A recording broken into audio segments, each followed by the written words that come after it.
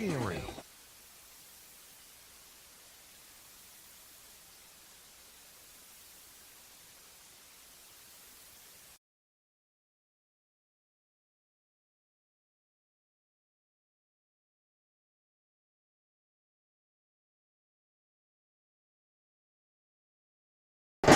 And a pleasant good evening to you as we are live from Jackson tonight, right outside of the Ullman Arena here at the new home of JCM football, the Hub City Central Stadium.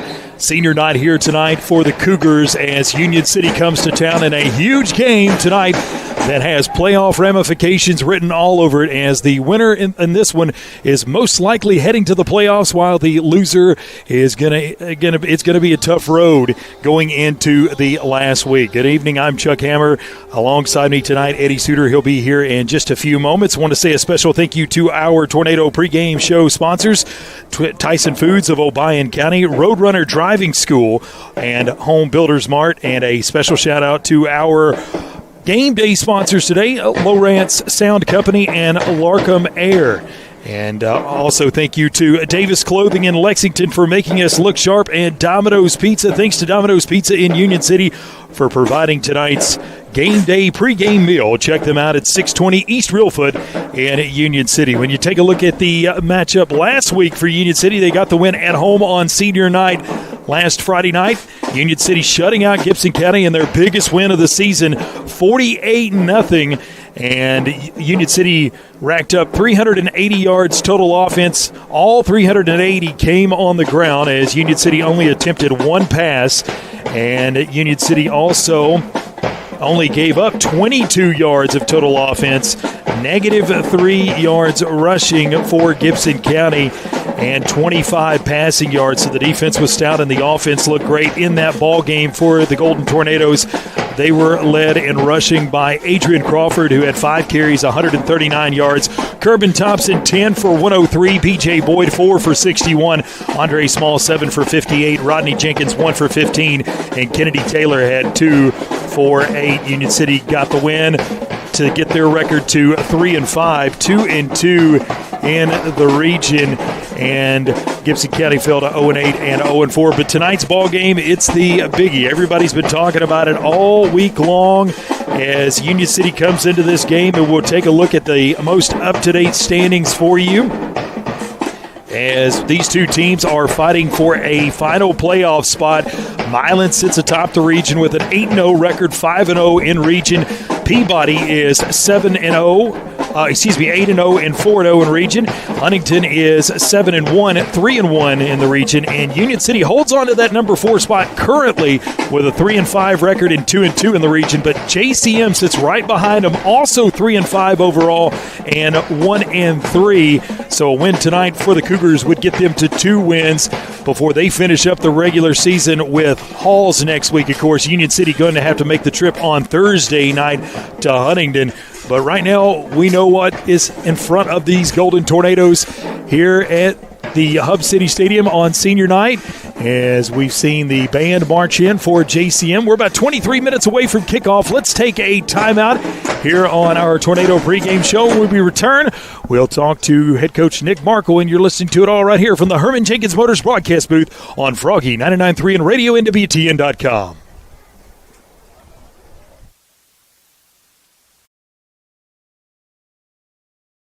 A good foundation. At Allen Searcy Builder Contractors, they know that it's the essential part of having a successful project, but it's also an important element in each relationship with their clients. Understanding and protecting the interests of each business they serve is why Allen Searcy continues to be the source for major commercial projects in our area for over 40 years. Allen Searcy Builder Contractors can help you with your project from concept and design all the way to construction. Call 885-7633 or go to allensearcy.com. Got a leaky roof, missing shingles, or maybe it's time for a total roof replacement? No matter what your roofing needs, KB with ARS Roofing has you covered. From repairs and cleaning to full roof replacements and preservation, ARS Roofing is your trusted local expert, serving all of West Tennessee and Western Kentucky. Protect your biggest investment, your home, with the quality and care you deserve. Call ARS Roofing today at 731-636-9700 and schedule a free quote. ARS Roofing, making roofs look great again. When you're on the hunt for the perfect vehicle, what are the things you're looking for? Is it brand, features, color, size, or something else? The good thing is Herman Jenkins Motors can help you find that vehicle that checks all the boxes for you. With multiple brands to choose from, such as Chrysler, Dodge, Jeep, and Ram, their staff will work hand in hand with you to make the car buying process as easy as possible. And their service department will take good care of your car after the purchase. Visit them today in Union City or online at hermanjenkins.com. For decades, Commercial Bank and Trust Company has been the bedrock of our community. When it comes to doing business, we have perfected the art. I'm Greg Dozier, and I'm proud to be part of a community bank that prioritizes its customers above all else. To us, you're not just a number, you're family. At Commercial Bank, we promise an experience that leaves you smiling and fully satisfied. Your financial well-being is our top priority, because when it comes to banking, your choice matters. Choose Commercial Bank and Trust Company today. Member FDIC, Equal Housing Lender. Back on the Tornado pregame show presented by Tyson Foods of Obion County, Roadrunner Driving School, and Home Builders Mart. Here from the Herman Jenkins Motors broadcast booth. We are on top of the press box tonight, as I think there's at least 6 or 7 entities here broadcasting in some way, shape, or form this game. That tells you how big it is, and the crowd continues to file in here. Hub City Stadium, a beautiful facility, but it's not done yet. They don't have bathrooms, water. They don't have a concession stand. Still working on this thing, but they've got porta potties, and they've also got out there food trucks for folks to get a bite to eat. But it's going to be a beautiful, wonderful facility for the Jackson area once they get it finished. But right now, it's kind of a work in progress. Got a chance to catch up with head coach Nick Markle a little earlier this week as we preview this game tonight. So you look at the standings. Milan sits atop the region right now, 8-0 on the season overall, 5-0 in the region. Peabody behind them, 8-0, 4-0 in the region. Huntington's in third, 7-1 and 3-1 in the region. Just to note, those 3 teams right there in the top 10 in 2A in the state when you look at the poll. So you can see how good this region is. And currently, Union City sitting in that number 4 spot. That'd be the last spot to get a playoff berth.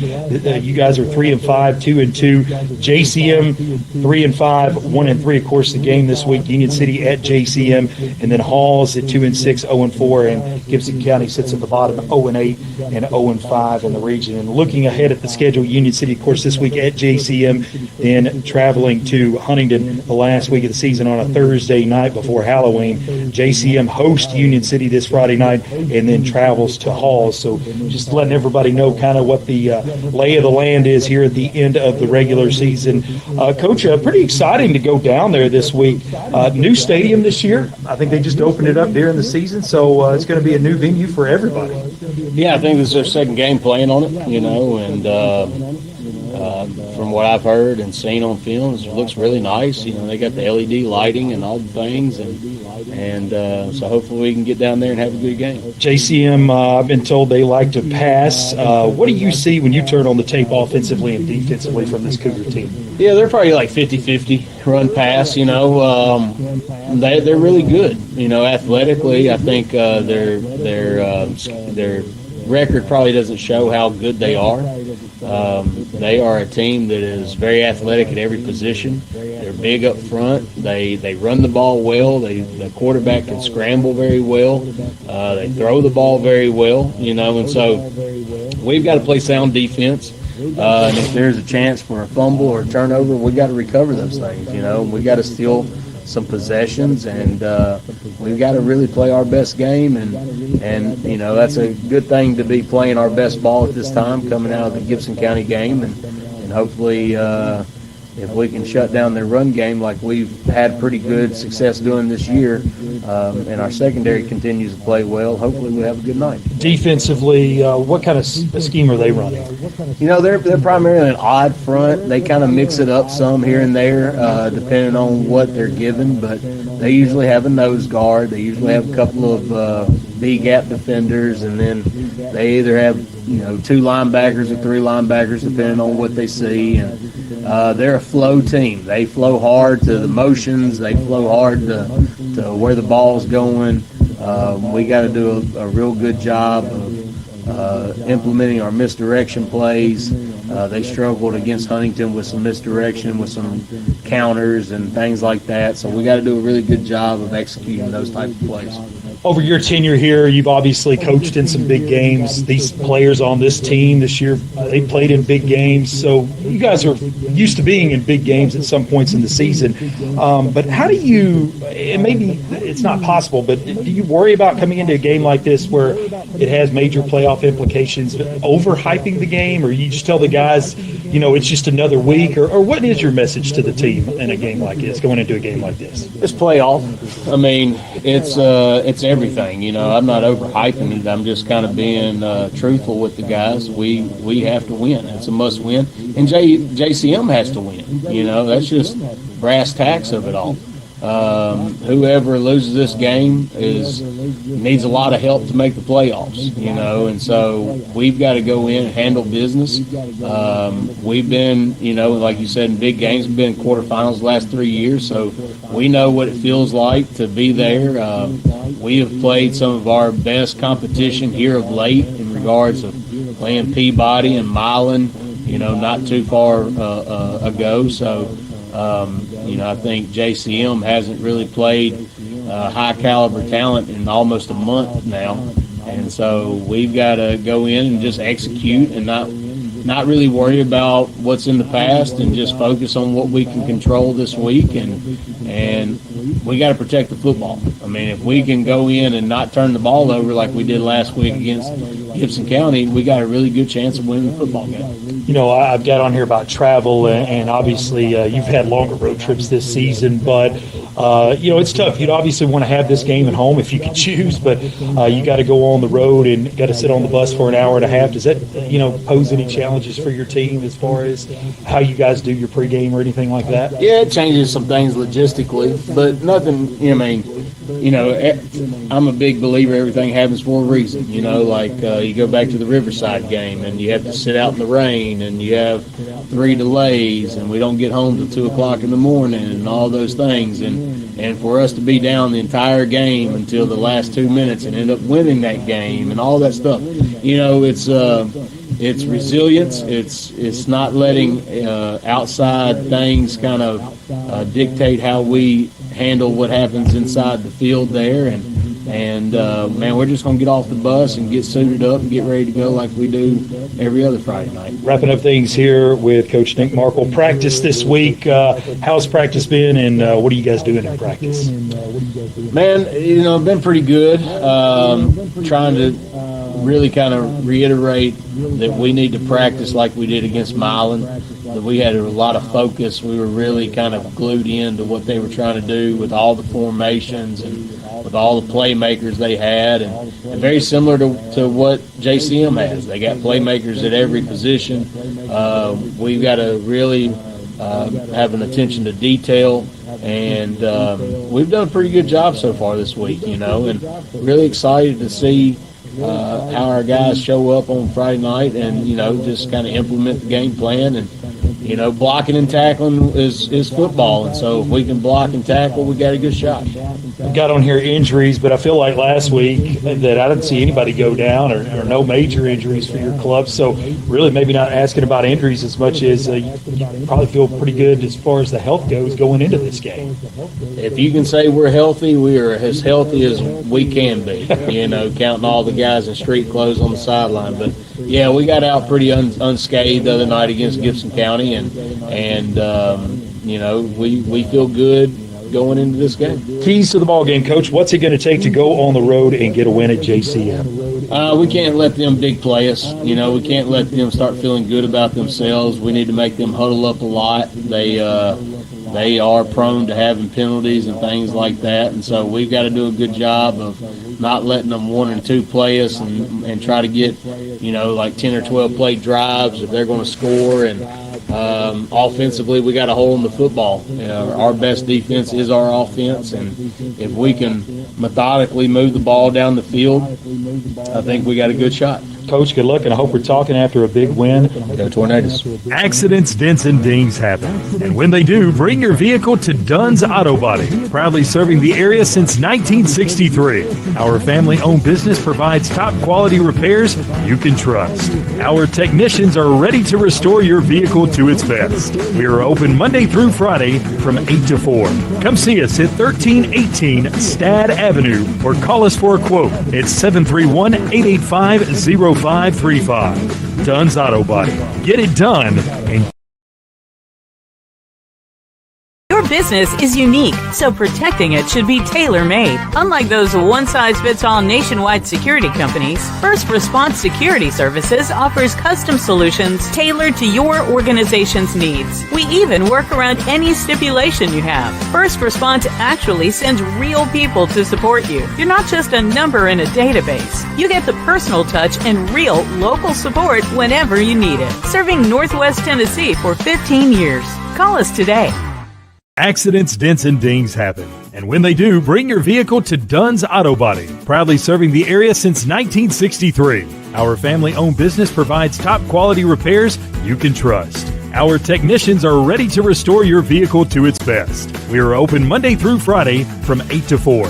Come see us at 1318 Stad Avenue or call us for a quote at 731-885-0535. Dunn's Auto Body. Get it done and get it done right.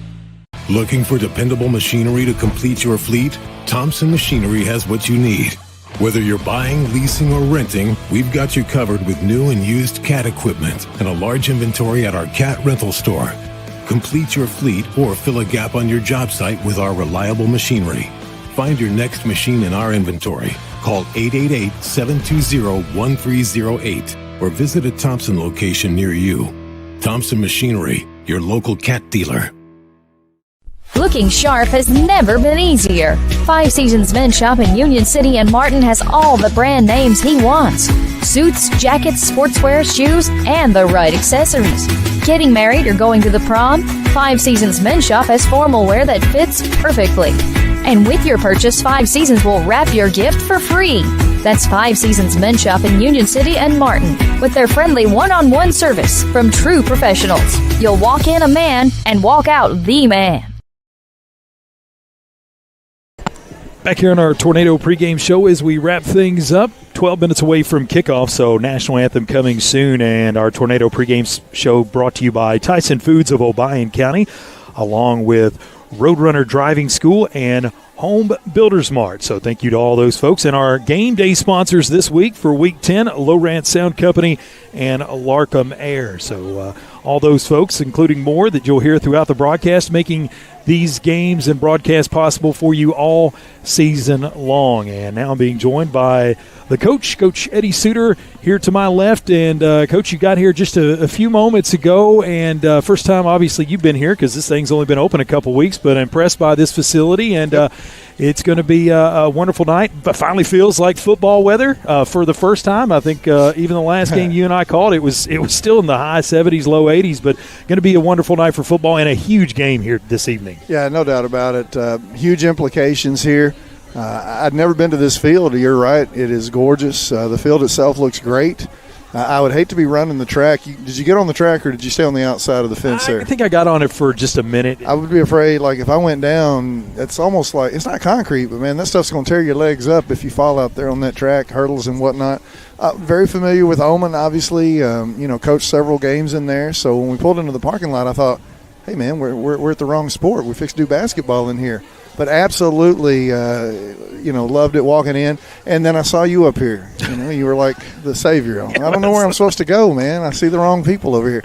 I don't know. I asked Coach Markle on the field last week, and he has made this statement in the past before. Once you get into conference play, it's almost like they're all playoff games. Well, we don't oversell, we don't undersell. This game, it has huge implications about whether this is what it is.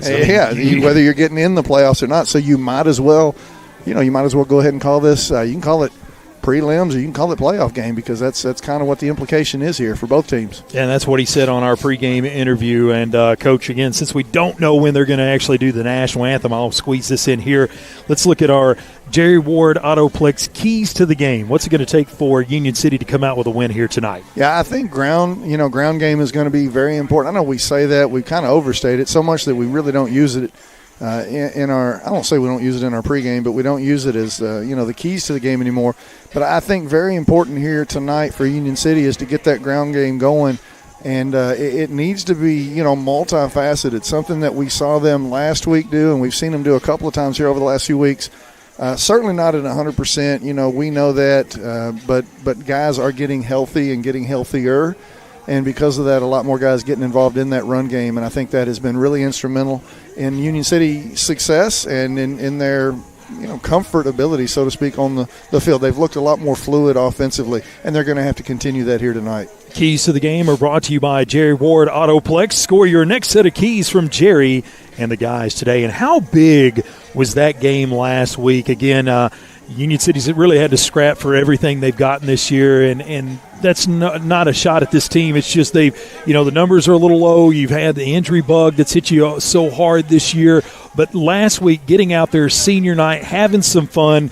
I don't know if you got a chance to hear Tornado talk, but we talked about Dayton Buckley getting that 2-point conversion and how much fun that was. But there was a lot of positives to take away from last week's game, just even more than just the normal win, but shutting out your opponent, dominating your opponent, having a good senior night, and coming into this game with a great taste in your mouth. Yeah, and just using the Buckley situation, the 2-point conversion right there, a guy that primarily known for his defense, but was able to run that football in. I talked to him, I don't remember if it was right after the game or the next day, but he said, I think it was the next day, or it wouldn't have been the next day, next week at school, and he said, yeah, Coach told me we were going to try to get an opportunity for me to get a touchdown. He goes, it wasn't a touchdown, but it still felt good. I said, hey, man, we called it as you getting in the end zone, and that's all that matters. So it was really nice to hear. He's a very serious young man, Buckley, as are most of these guys, but it was nice to hear that because it was almost like a sigh of relief, kind of relaxation sort of thing. And you talked about last week it not just being the shutout, not just being the win, a lot of positive vibes, a lot of positive feelings.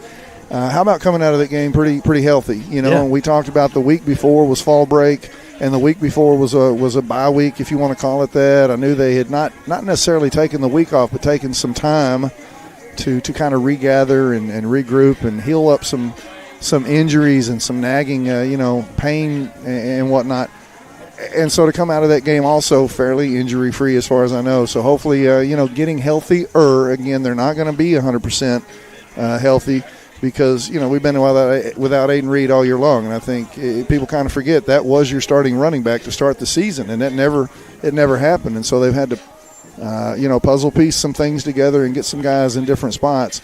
But I think some of those guys are starting to gel in those spots. And, again, hopefully healthy and stay healthy. And, hopefully this game – feeling like a playoff game atmosphere, it propels you into that playoff. And just to piggyback on that for a moment, yeah, you saw Rodney Jenkins come back last week. Didn't do a whole lot, but obviously he's coming back off injury. And then you also look at some of the other guys that have come off injury that are starting to play extremely well, also including Kerbin Thompson, who you could just see it last week. He had so much more motion going left to right. He could cut, got into the end zone, I believe it was 4 times. But, Coach, you've got all the lights out here. The only thing illuminated is the 50-yard line for the coin toss. Before we throw it to break and have the national anthem, you're obviously a coach. You're in the school throughout the week. And I know obviously you're not hanging out with the players, but you're around these kids. You're around this team.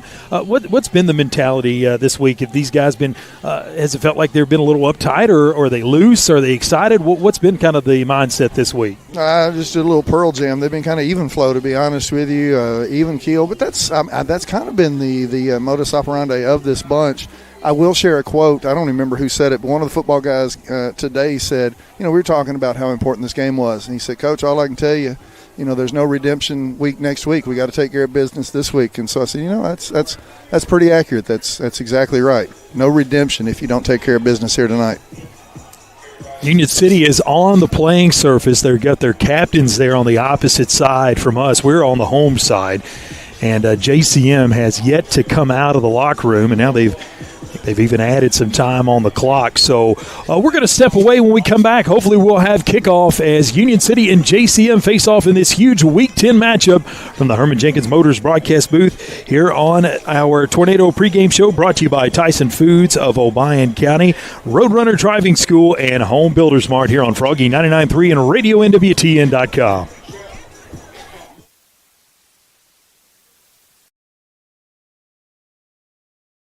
Celebrating 45 years in business, E&H Refrigeration is your trained comfort specialist. We are Northwest Tennessee's heating and cooling experts with locations in Martin and Paris. If you're in need of a new Trane HVAC system, we have you covered. Give E&H Refrigeration a call today in Martin at 731-587-9675 or in Paris at 731-407-9121. Let us bring you comfort you deserve with the quality you count on. E&H Refrigeration, your Trane dealer. Northwest Tennessee and Western Kentucky, it's time for a career change, and we know the perfect place for you. Tyson Foods in Obion County. Tyson Foods is hiring, and it's easy to apply. Just stop by and see the friendly staff at the Tyson Foods Hiring Center in Union City. Tyson is currently hiring for general production and many other positions, and they are looking to fill all shifts. Come see the team at the Tyson Hiring Center, located off Reelfoot Avenue in Union City. The Hiring Center is open Monday through Friday from 8 to 5. Come be a part of the Tyson team. Tyson Foods is an equal opportunity employer, including disability and veterans.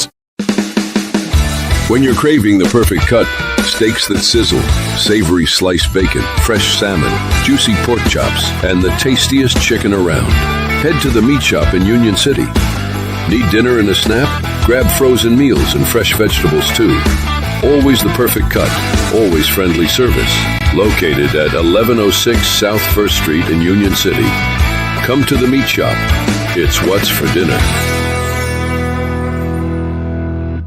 From custom application, precision ag, plant health products, seed varieties, financing, and more, we have it all. Here at Nutrient Ag Solutions, we're here for every kind of grower and every kind of operation. By providing these innovative tools, we help you be prepared for the ag industry of tomorrow. Contact your local Nutrient Ag Solutions to discover all the ways we can serve you and your operation. Be sure to like and follow us on Facebook at Nutrient Ag Solutions TN-WKY.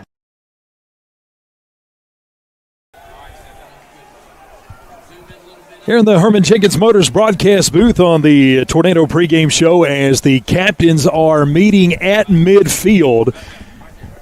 And we'll find out what will be the coin toss here as the two teams get their instructions.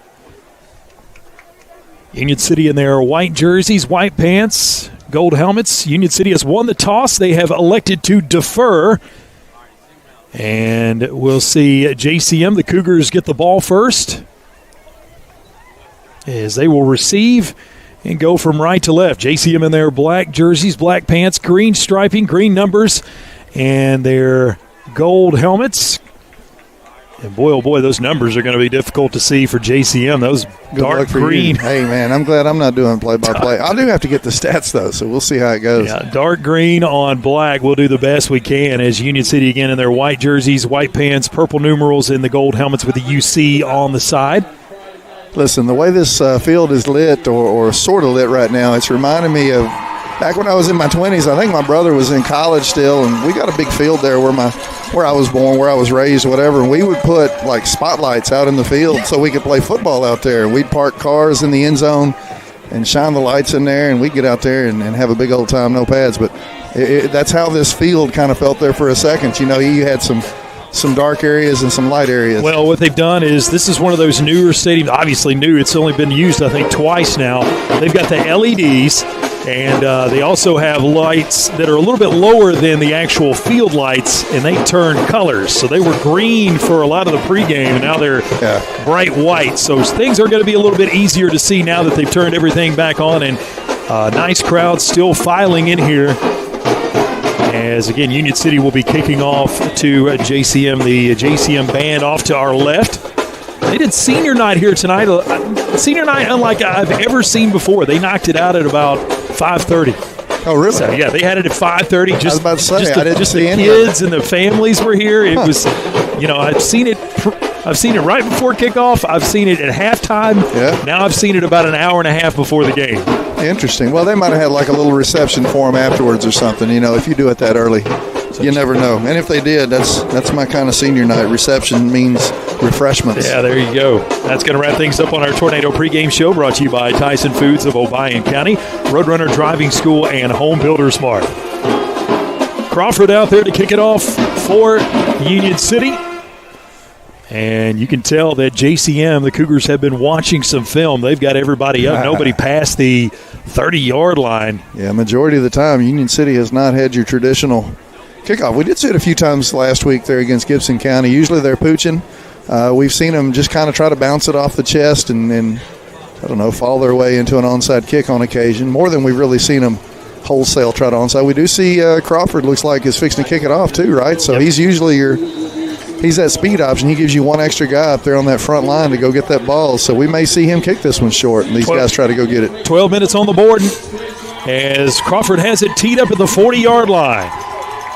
He approaches, and it is a short pop-up kick fielded at the 45 by JCM and going right down to the turf. Wasn't going to play around there and try to return it.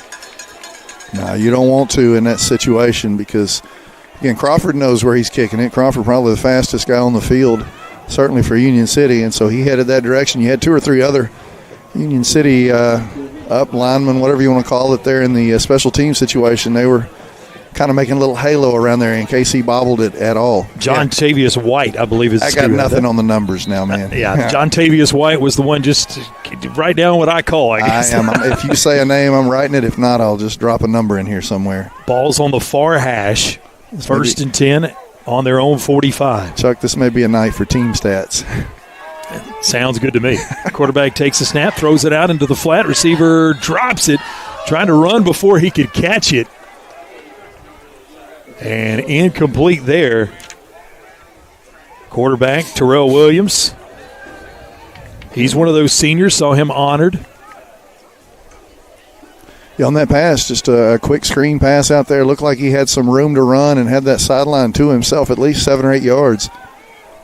So 2nd and 10 for the Cougars. They'll come out with 2 receivers to the near side, 1 to the far side. Back there with Williams. He's got a running back off his left hip. Man goes in motion from left to right. Handoff goes to the running back straight up the middle, 50, 45, 40. One man to beat, and he's taken down by the ankles at the Union City 32-yard line. 1st and 10, JCM. Yeah, that offensive line right there for JCM, they opened up a hole. I think even I could have gotten through that and gotten at least 8 or 10 yards, but he shot out of there. If not for a kind of a touchdown-saving tackle there towards the end. Tayshawn Curry, the running back, with that long run, gives JCM new life. 1st and 10 in Union City territory. 2 to the right, 1 to the left, as he'll go to the single receiver here, who's got to step down the left sideline, and it is caught at the 1-yard line. And catching that one is Jamarius Douglas at the 1-yard line, and JCM is moved right down to the field, and it's 1st and goal for the Cougars. On the coverage for Union City, Skates. Pretty good coverage, Coach, but a better offensive play there to position himself to go up and make that catch. Oh, yeah, he put it right where it needed to be. About a 33-yard completion. Those marker guys over there move really quick, too. I'm trying to do my math. The marker's already gone. 10:42 and counting on the 1-yard line. Under center goes the quarterback, Williams. Hands it off into the end zone, and JCM scores the opening touchdown. So touchdown JCM. They take a 6-0 lead. Yeah, it was, we got 10:30 left on the clock. It was a pretty high-octane, quick-acting offense there for JCM. The only thing left to see is whether the extra point is good. Curry with that run into the end zone from 1 yard out. There's the snap, set, kick on the way, and it is good. First score of the ball game goes to JCM with 10.5 to play here in quarter number 1. It's Cougars 7, Golden Tornadoes nothing, but Union City has yet to touch the football. Yeah, and I think that's why I say that ground game is going to be so important for Union City, because JCM does have the ability. What we see right there, I mean, they had a huge run, one really big-time pass play right there, and then Union City had their backs against the wall there at goal to go on the 1 yard line. As JCM punched it in with a little speed, a little finesse. But Union City's going to try to keep that offense off the field with one of those long, slow, sustained drives that they like to put on. After Union City, you're kind of reeling a little bit right here. You need to be ready for that onside or pooch as well. You got 3 guys back there ready to receive. That's kind of that's unusual for Union City. Is it Crawford in the middle. You got Crawford in the middle, and then Jenkins is probably here one on the of near those side, guys. and that's Small on the far side. So your three major offensive weapons there in the running game, all three of those back there to receive. Yeah, they're going to keep it is short. A short kick and is fielded and going down with it at the 42 is the up man, and that is Christian Jones with a nice catch. So Union City will have it 1st and 10 on their own 42. So we've seen both teams with the short kickoffs, and nobody's been able to capitalize yet. Union City breaks the huddle on the far hash. Skates, goes wide here to the near side. Under center will be Thompson.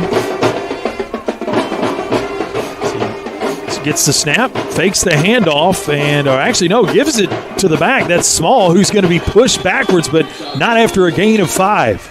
Yeah, he got hit right there at the line of scrimmage, and he just kept pushing and fighting and was able to bounce off of that first tackler. And as you said, pick up about 5 yards right there.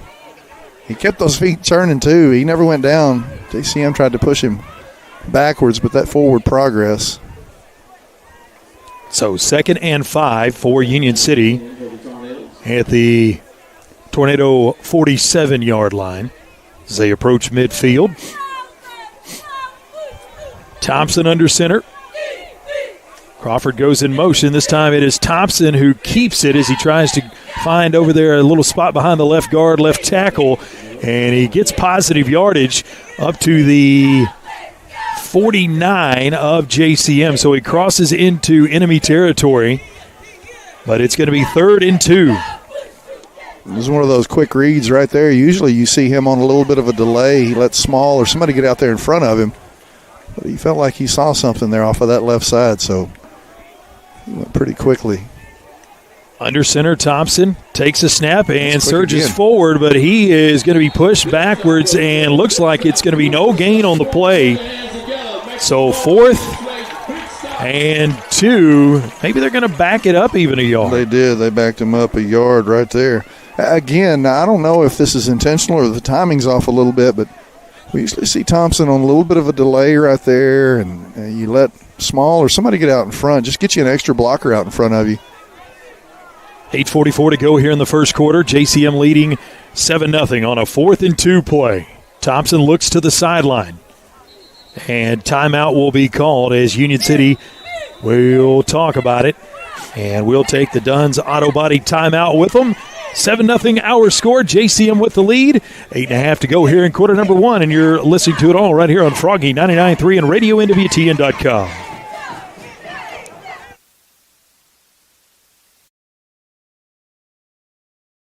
At Jerry Ward Autoplex, we want you to drive home the best vehicle at the best price. And did you know many of our vehicles are factory program vehicles that manufacturer employees drove for a year or less? These are trusted, basically new vehicles at pre-owned prices.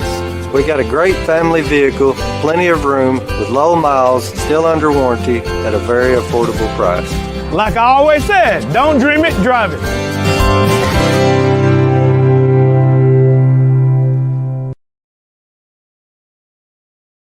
Booth as Union City has it 4th and looks like it's going to be 2 to go. Yeah, and Chuck, you pointed something out during the timeout, and I think that's why they're going to send them back to the sideline. Yeah, the clock has never stopped running. Yeah, it's still going.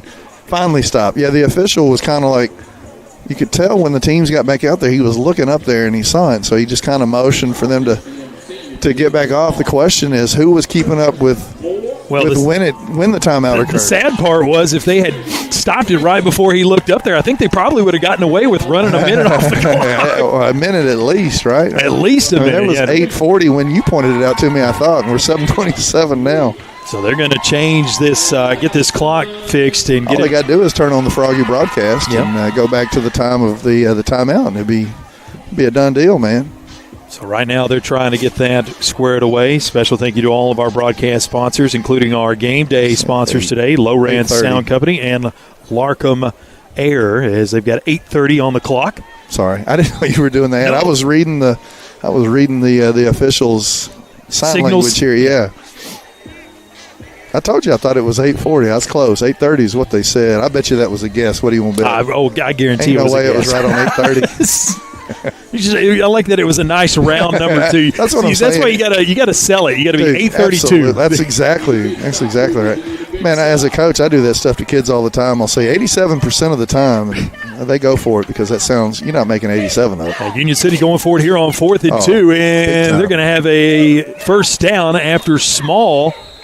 I think he got the shortest run of the bunch. Everybody else was about 20 yards downfield. All that matters is that Union City got it, but that was an odd-looking play. That's why I thought they got it easily. I looked up front, and I thought, okay, we're still down the field blocking. Where's the runner at? Herman Jenkins Motors, a first down for Union City as they keep the drive alive down to the Cougar 45. So we'll see what Union City wants to do here. They kept it on the ground all last game against Gibson County. One pass that was incomplete, but all 380 of their yards came on the turf, on the ground. And we'll see Thompson looked like he was faking the handoff and maybe ended up keeping it. You saw Crawford kind of go into motion right there, but that didn't trick anybody. Nobody even looked his direction. Thompson with a 1-yard keeper, if that's who kept it. Yeah, he ran to the far side over there. And one player we have not said his name yet other than on the opening kickoff is Adrian Crawford. We haven't seen him get the ball yet. We know how electric he is, especially on the plays that it looks like it's a busted play or something's gone wrong. Is that what you just say, hey, guys, when we give it to Adrian, don't block. Yeah, just act like something's wrong. Let him kind of figure it out. And I think that Ismay who have it right now as he goes around the left side over there towards the sideline, turning the corner and getting 3 or 4 yards. And it'll be 3rd and short. That was Crawford on the run. Down inside of the 39. Ball rests right between the 39 and 38-yard line of JCM. Call it 3.5, long 3. Clock continues to run as we approach 6.5 minutes to play here in quarter number 1. Nice crowd for Union City across the way. The band has made their way here along with the cheerleaders. Band goes in motion. It's like JCM there wanted to jump. Now they pull back. Thompson comes out from under center and looks, and he wants to call a timeout and talk about it. So Union City has burned 2 of their 3 first-half timeouts here in the first half of the first quarter. But, Coach, points probably going to be hard to come by tonight, and you want to keep these drives alive, especially when you typically keep the ball on the ground. You don't want to pick up a 5-yard penalty there and make it 3rd and long. No, especially as electric as that first drive was for JCM. They went, 4 plays to a touchdown. They had that 1 incompletion, and then everything else was positive beyond that. 21-yard run, another big pass play, had it at about 33 yards, and then that 1-yard touchdown run. But it had JCM feeling pumped. You know, we talked about Union City had senior night last week, and you saw what kind of juice the guys played with there, and you would expect something similar here from this JCM bunch. So you just want to kind of steal some of that passion, steal some of that energy away from them here on this drive. They've got 3rd and 3 on the board, but that'd be a long 3. I'm going to call it 3rd and 4. Yeah. Union City's got to get it to the 35 to pick up a first down. On the far hash, they come out. Man goes in motion, backing up is Thompson. Thompson wants to throw, has a man in the flat, open at the 30, 25, cuts it inside, 20, 15, goes to the other side of the field, 10, 5, 4, 3, 2, 1, touchdown, Adrian Crawford.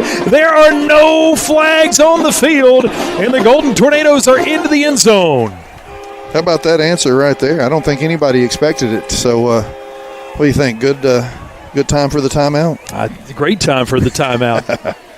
And you could tell JCM they're not ready for that pass game. No, how open was Crawford? We've seen them try to stretch the field on the perimeter with skates a few times. But and maybe once or twice we've seen them attack the middle of the field with Cohen Woods or somebody in that tight end spot. But Crawford's so electric. You get him the ball in space, and, I mean, there wasn't anybody, 8-10 yards around him. Oh. Notre Dame Solutions touchdown, and there is a extra point, a rare miss as it hits the left upright and falls away by Alex Landros. You can count on probably 2 fingers how many times that has happened this season, and he doesn't miss extra points, but right there hits that left upright. It's no good. So JCM holds on to a 1-point lead. It's 7-6. Cougars with the lead, and they're about to get the ball back here as Union City will kick it off with 6:20 to go in quarter number 1. Yeah, it's a great answer there offensively by Union City. They did run a little bit of clock off there. Question is, what is the defensive answer going to be here? Because JCM had no problems moving the ball. Of course, they started with a great field position anyway. I think they started at their own 45, and then were able to take care of 55 yards right there in 4 plays. Landros out there to tee this one up. Of course, if you're just joining us, the opening kickoff was kicked by Crawford, but this one will be Landros, so you have to think this one's going to go deep unless they're going to try to fool them. And it is a pooch kick on the left side, fielded at the 30, 35, crits away from one man, 40, breaks another tackle, 45, and JCM with a nice kick return. Yeah, you assume Union City's kicking to that up man because they don't want to allow the long kickoff returner an opportunity to break something, but got to get your coverage right. Got to make sure you got somebody there to the return man quickly, but the edge was never set, so he was able to pick up major yardage after first contact. That's Curry with the kickoff return. Curry, their tailback. We're doing the best we can with these numbers. I believe he's the one who had the touchdown earlier. You said Curry, so I wrote it down, so that's who it is on our broadcast. Listen, if it's 22 and 23, might as well be the same guy. Number-wise. I'm trusting you, man. In the shotgun with a man on either side, 2 receivers to the far side. It's a handoff up the middle as the line gets a good push for JCM. And this is a new ball carrier, and a flag comes in late. Yeah, a lot of action here well after the whistles. Yeah, blocking down the field and maybe a little over-aggressive were the Cougars. This is going to be a big penalty as far as yardage goes. This isn't going to be I don't think this is going to be anything short of a 15-yarder. Yeah, only question is who is it going against? That run was 6 yards spotted. Amari Bond. So Bond, the ball carrier, number 9. Not Amari Bonds, who played basketball for the girls' Union City bunch here a few years ago. They picked the flag up. No. Really? Well, we're back to action. They sure did. I mean, obviously threw it and obviously had some activity. Maybe it's one of those offsetting, and they just didn't want to go through the rigmarole of letting us know. And Union City nearly jumped off sides there, but gets back. In the gun again. Williams, here comes some pressure, throws it out, and it is almost intercepted. Still may be. Ball was up there for a long time. Thompson came diving in, doing his best Superman impression, a full layout, but could not get his mitts on it. Now, who had the breakup? Could you tell right there? Really nice. I think it was Crawford's on that side of the field, and it was a corner. I think it was either, if it wasn't Crawford, it was Small, but I'm pretty sure that was Crawford. Yeah, he covered that ground in a hurry, able to get his hand on it, and as you said, knock it up. Union City with a chance. Yeah, here it is, 3rd and 5. 2 receivers here to the near side. Somebody moved on that line. Snap goes to Williams. Williams hands off to the back, and he is going to fumble it, and it's Union City coming out with it. That's Christian Jones. And the first turnover of the night is going to be committed by JCM, and Union City has great starting field position. So that was Christian Jones, first man through? Absolutely. He broke through that line, had him in the backfield, and probably a couple of yards in the backfield. You saw that running back try to stretch it out. He was trying to do everything he could to get a first down, but ball jarred loose. Union City, beneficiary of a huge turnover here. 5:08 to go here in the first quarter. Took it away from him. It'll be 1st and 10 on the Thompson Machinery defensive stop for the Golden Tornadoes on their own 46. Yeah, watch Union Make it City, 47. Watch Union City come out here again. We talked about balanced attack as far as a lot of guys getting involved in the run game. How about a balanced attack with a huge touchdown throw and run on their last series? We got a stoppage again. I think Union City may have just called their 3rd timeout. So with 5:08 to go here in the first quarter, Union City's out of timeouts. And that's one of the ones that, and I don't know where the breakdown was, but I know Coach has got to be a little upset about it because you just get the turnover. You're coming out on offense, and you feel like you probably should have the play call in there. not trying to say it's anybody's fault, but as a coaching staff, you got to be frustrated about having to burn that time out. I think so. We've seen it a few times this year, especially towards the end of half situations. You might give a little grace, I guess. It's not like it was a punt return. You're flipping it on a punt or going over on downs.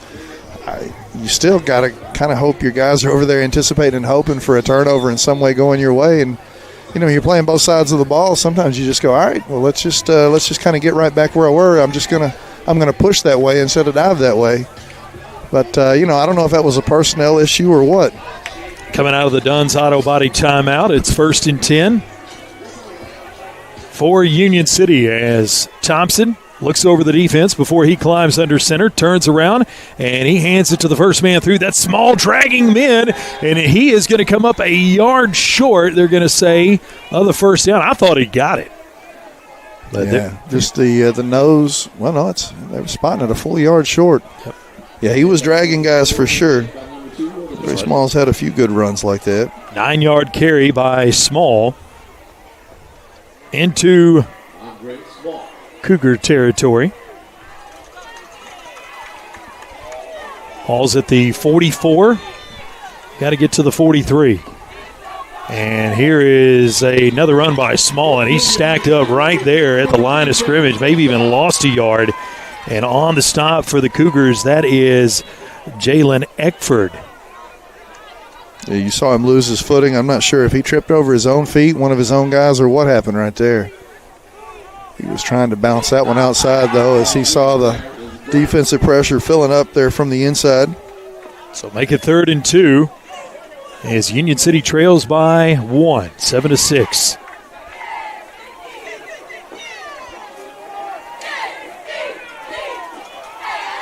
Thompson, hands off, and this is going to be another stop in the backfield. That's Small. And again, Eckford also back there for JCM. It looks like that was also Braxton Ramsey.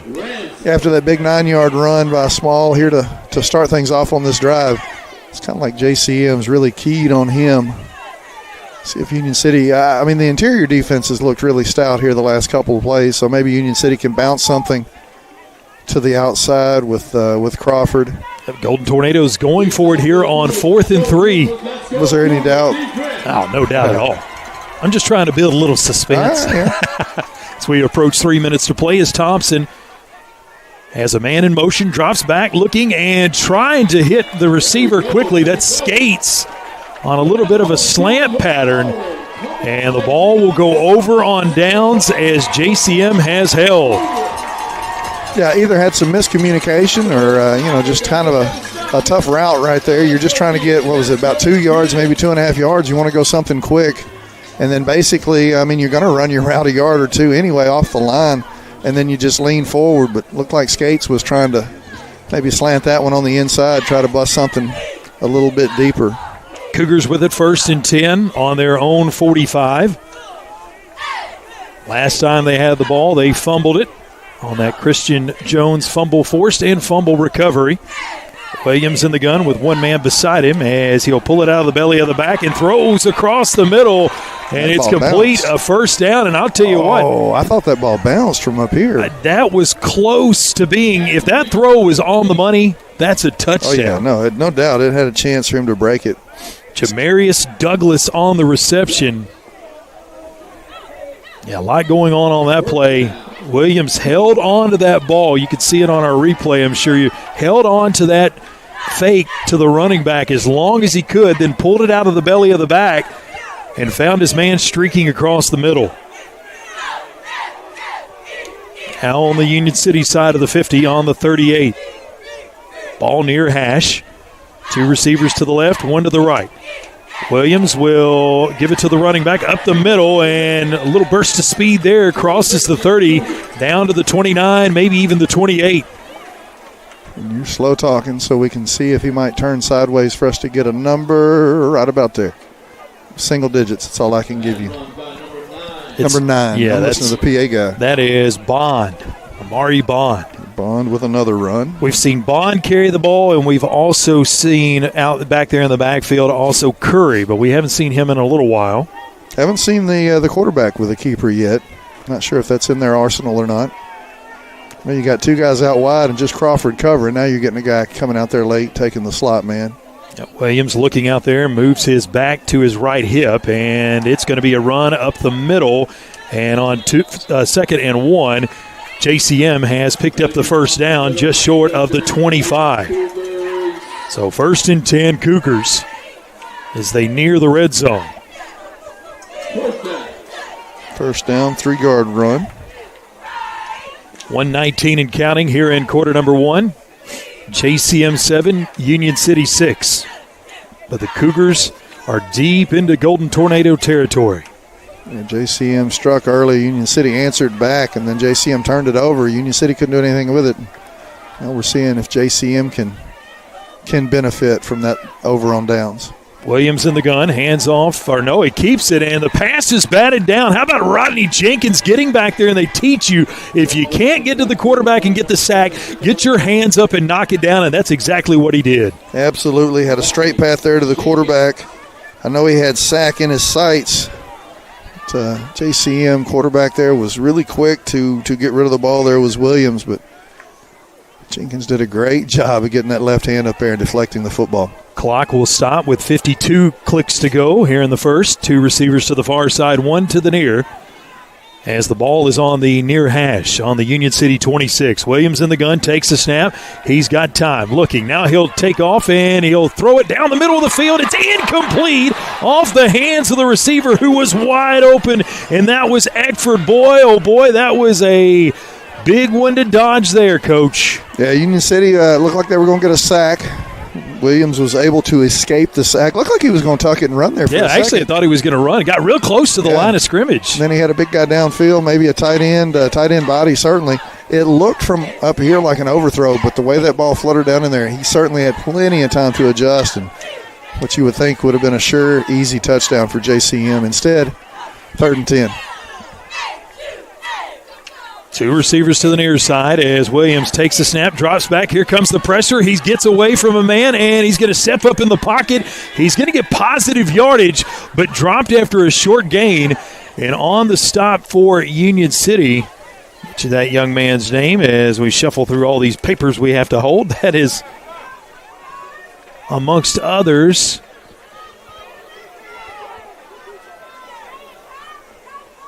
I think that was Jones in the middle.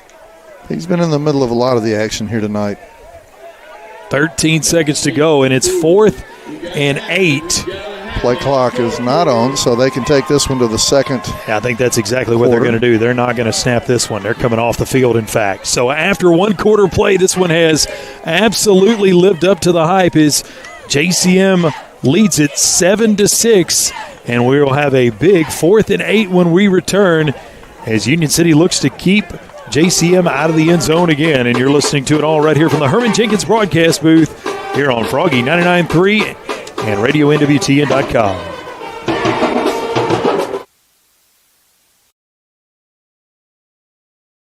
Kaiser Pharmacy, Union City's only locally owned and operated pharmacy, serving our community for over 20 years. For more than just prescriptions, our services include immunizations, wellness consultations, compounding, med syncing, and even mastectomy supplies. We are excited to introduce our newest offering, Kaiser Wellness, powered by pharmacists, with our exclusive line of supplements and vitamins. Shop online at KaiserWellness.com or exclusively at Kaiser Pharmacy. Plus, shop at our boutique, Miles and Bishop, while you wait, or online 24/7. Experience the difference at Kaiser Pharmacy. Your business is unique, so protecting it should be tailor-made. Unlike those one-size-fits-all nationwide security companies, First Response Security Services offers custom solutions tailored to your organization's needs. We even work around any stipulation you have. First Response actually sends real people to support you. You're not just a number in a database. You get the personal touch and real local support whenever you need it. Serving Northwest Tennessee for 15 years.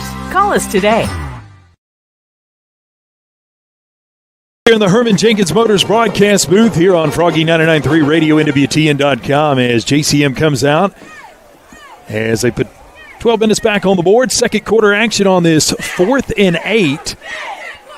Williams still out there with the offense in the gun, drops back, looking down the left sideline, floats it up, and it is. Did he catch that ball? Oh, my goodness. Put it where only the receiver could get it, and there's one of those 15-yard penalties. That's going to be a after-the-play unsportsmanlike conduct. And I doubt that will be against Union City. That's probably going to be on JCM for maybe doing a little smack talking. A little extracurricular celebrating. Don't ask me who the receiver was there in the back of the end zone. I wouldn't dare. If I had to guess, coming off the field right now, and we've seen him be active here already tonight, and that's Jamarius Douglas, who went down the sideline, a little fade pattern back there, and good defense. I think Skates was on him. Good defense. You couldn't have covered him any better. No, it was just a perfectly thrown ball and a great wonderful catch. Concentration, there by the receiver. So the score now 13-6. JCM extends their lead. About a 26-yarder. Extra point is up, and it is good. So the score, JCM 14, Union City 6 with 11:50 to go in quarter number 2. And just a tough break for Union City. The defense had gotten it to 4th and 8. That was a situation where you felt like it was going to be really tough for them to convert that, and they took a shot at the end zone. And just a fantastic play by the receiver and the quarterback to make that happen. Yeah, maybe caught Union City off guard. Certainly caught me off guard. I thought 4th and 8-ish. They try to get something quick hitch out here. I knew it was going to be a pass play, but I thought it might be more like a yards after the catch situation. Well, I thought you don't see much of this in high school football or as much as you used to, but I thought maybe that would have been a perfect time to maybe call a little screen pass. That's what I'm talking about. Yeah, something there along the line of scrimmage and let one of your guys go make a play. But yeah, you going for broke right there. You throw it in the end zone. And you never know. Sometimes you get that pass interference situation too. So not a bad call by any means. Obviously not a bad call because it went for a 26-yard touchdown. Now hold the phone here. Ball's teed up at the 40-yard line. Where are they going to assess the penalty? Oh, you think they forgot to throw the penalty in there? Here's the strange thing. If they don't change where this ball's spotted, we've seen 2 flags thrown for things after the play that I guess they're going against. No, okay, they're going JCM. I got confused there for a second. But they just about let them kick that off. Yeah. I don't know how did. Well, you were watching a little bit more. I was writing something down. Did they ever come and actually indicate what the call was? I didn't even see the indication, okay. but I'll tell you this. You got to have a really short memory to not remember that you just had a flag. It's chilly, man. You said it. You said it's football. Yeah, first cold game of the night or the year. Up the night too, probably. It's just going to get colder. I'm glad I went back home and grabbed the jacket because I have a short sleeve shirt on under this. I'd be miserable. One of my kids in class told me it was going to be colder. I wouldn't have thought anything about it. I got a couple of layers on myself. Now the ball's teed up at the 25-yard line. Deep kick that will be fielded by Crawford at the 35. Comes to the far side, and he's going to be bottled up there. Try to zig back this way to the near side, but the JCM speed caught up to him. So 1st and 10, Union City at their own 35. Yeah, I was actually happy. Crawford did a good job of falling down right there because I think the JCM defender was trying to hold him up, let some guys get there, maybe dislodge that football. Here's a good thing about it. Big guys like me, I'll throw you in that group if you want to. That's totally up to you. We don't need as much padding maybe as we used to, right? No. By the way, the kicker tonight, Walker Mahari, didn't get a chance to say his name on those last couple extra points as we've seen Thompson there on the first down carry around the right side. Big gainer there, picked up 7-8 yards. Yeah, make it 8. So it'll be 2nd and 2. Another good read there by him, too. The JCM has really been pressing inside with that defense. There's a couple of opportunities, but Thompson was able to read and get to the edge a little bit. Couldn't really get a block out there. He might have busted that one for a little bit longer. Union City now has it 2nd and 2 on their own 45 on the far hash. Thompson under center. Turns around, pitches it back to Jenkins. Jenkins is going to be stopped in the backfield. The way that ball went backwards, I thought maybe they were trying to set up a little pitch and give him an opportunity to throw the ball down the field. Jenkins going for a loss, though. I think that's Eckford again, that linebacker who has been very active on defense. Very athletic young man. They also say that Jordan Williams on the stop, the defensive end.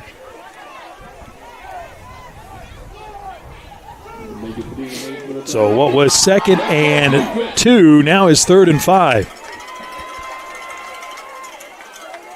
Crawford goes in motion. The pitch comes here to the near side. Small trying to turn the corner. 45, and he is going to be stopped at the... It looks like a first down. Yeah, it looks like he's picked up the first down. He did. So right there at the sticks, it's a Herman Jenkins Motors first down for Union City. Yeah, he needed 4. I'm laughing because the PA guy's getting into it. He's a character. He is. I know y'all can't hear that at home, so it sounds weird that I'm up here giggling. But he needed 4 yards, and he got about 4.5. Did Small.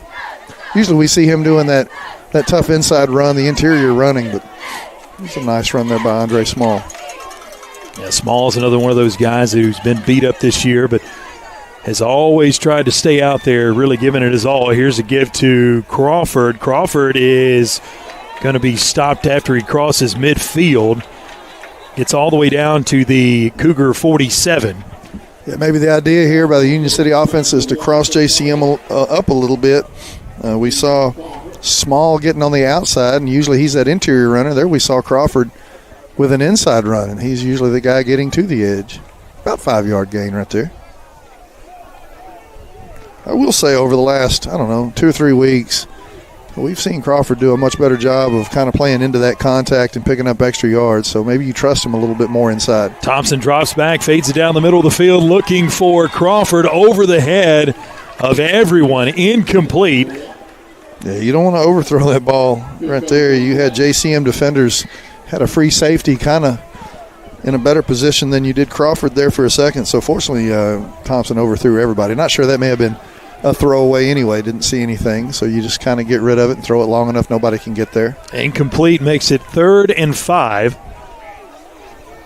37. Cougar defense, let's go. So we'll see if Union City can convert here and keep it alive. Looks like JCM's going to stack the line of scrimmage. Here comes the rush as Thompson is able to squirt out of there. I think he's going to be right at the line to gain. Yeah, his helmet got there, but I think the ball is going to be about a yard short. Well, there's no doubt Union City's going to go for it here. Absolutely. 4th and inches.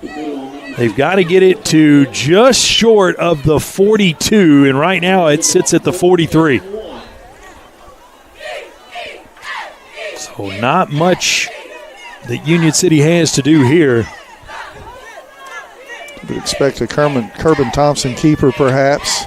Only question is he going to go left tackle, right tackle? Your JCM here, I think you got to sell out there in the middle. Well, you kind of hope they're guessing Andre Small, and maybe you go away from Small. That ball bobbled, though. Yep, ball came out. Thompson had to dive on top of it. Or no, the ball's still loose. They're saying JCM recovered. I didn't even see that recovery. I was looking back at the original line of scrimmage. Well, I was too. I thought the ball was still there at the line of scrimmage. Rolled forward and ended up in the hands of JCM. So a turnover. So now both teams have fumbled the ball. So you go from a 4th and 1 to fumbling the ball, and the Cougars take over 1st and 10 on their 40. 8:11 to go. JCM with that lead still, 14-6. JCM going to take over at their own 40. That's one thing. They've had really good field position all night. A couple of kickoffs they've gotten at the 45, 46-ish yard line. There's turnovers. They've also gotten there around midfield. Back there in at running back is Curry as Williams takes the snap, wants to throw it, and throws it over the head of the tight end. That was Eckford in the flat. So incomplete, 2nd and 10. You know, I was talking to Coach earlier this week about this matchup, and I said, Coach, they like to throw it a lot. And he said, well, you know, they're more balanced than anything. Yeah. They're almost 50-50. And I'm thinking, well, yeah, but in high school football, that's throwing a lot. 50-50 is throwing it a lot. Yeah, that's right. That's pretty accurate, though. That's changed a lot over the years. You know, I know passing has become more of a thing that you see more often, but, you go back to the time when I was in school, the late 90s, and a pass was about as rare as it could be. Here's a run up the middle as the handoff goes to the running back. That's Curry in there. The JCM guys are quick, but I'm still seeing some early movement there that I don't think it got picked up that time. Who'd you have on that run? I'm sorry. Curry, and it's a 4-yard gain, making it 3rd and 6. Now they keep moving the marker. Make it 3rd and 5. I'm not erasing my pen mark because I can't erase it. So on 3rd and 5, we'll see what they dial up here with 7.5 to go in the second quarter. Got a halftime interview coming up. We'll tell you who that is with. Williams has all day to throw, takes it and throws it, and the receiver falls down trying to come back to make a catch. Lost his footing on that turf. It's incomplete, so 4th and 5, and we are going to see our first punt of the night by either team. Kind of hope somewhere down the road Williams has let a few of those passes sail on him. Maybe you can get one of these DBs to get back there, get in position, get on that inside shoulder. I don't know if we can see an interception for a touchdown, but it seems like there's been a couple of times they've been close, and I think the more they see it, the more they'll have a chance at picking one of those passes off tonight. Walker Mahari stands at his own 35. JCM still running players onto the field. They're going to have to call timeout. That's exactly what they do to keep from getting the penalty. So the Dunn's Auto Body timeout on the field with 7:22 to play in the second quarter. It's JCM 14, Union City 6, but the Golden Tornadoes will have the ball when we come back. You're listening to it all right here on Froggy 99.3 and Radio NWTN from the Herman Jenkins Motors broadcast booth.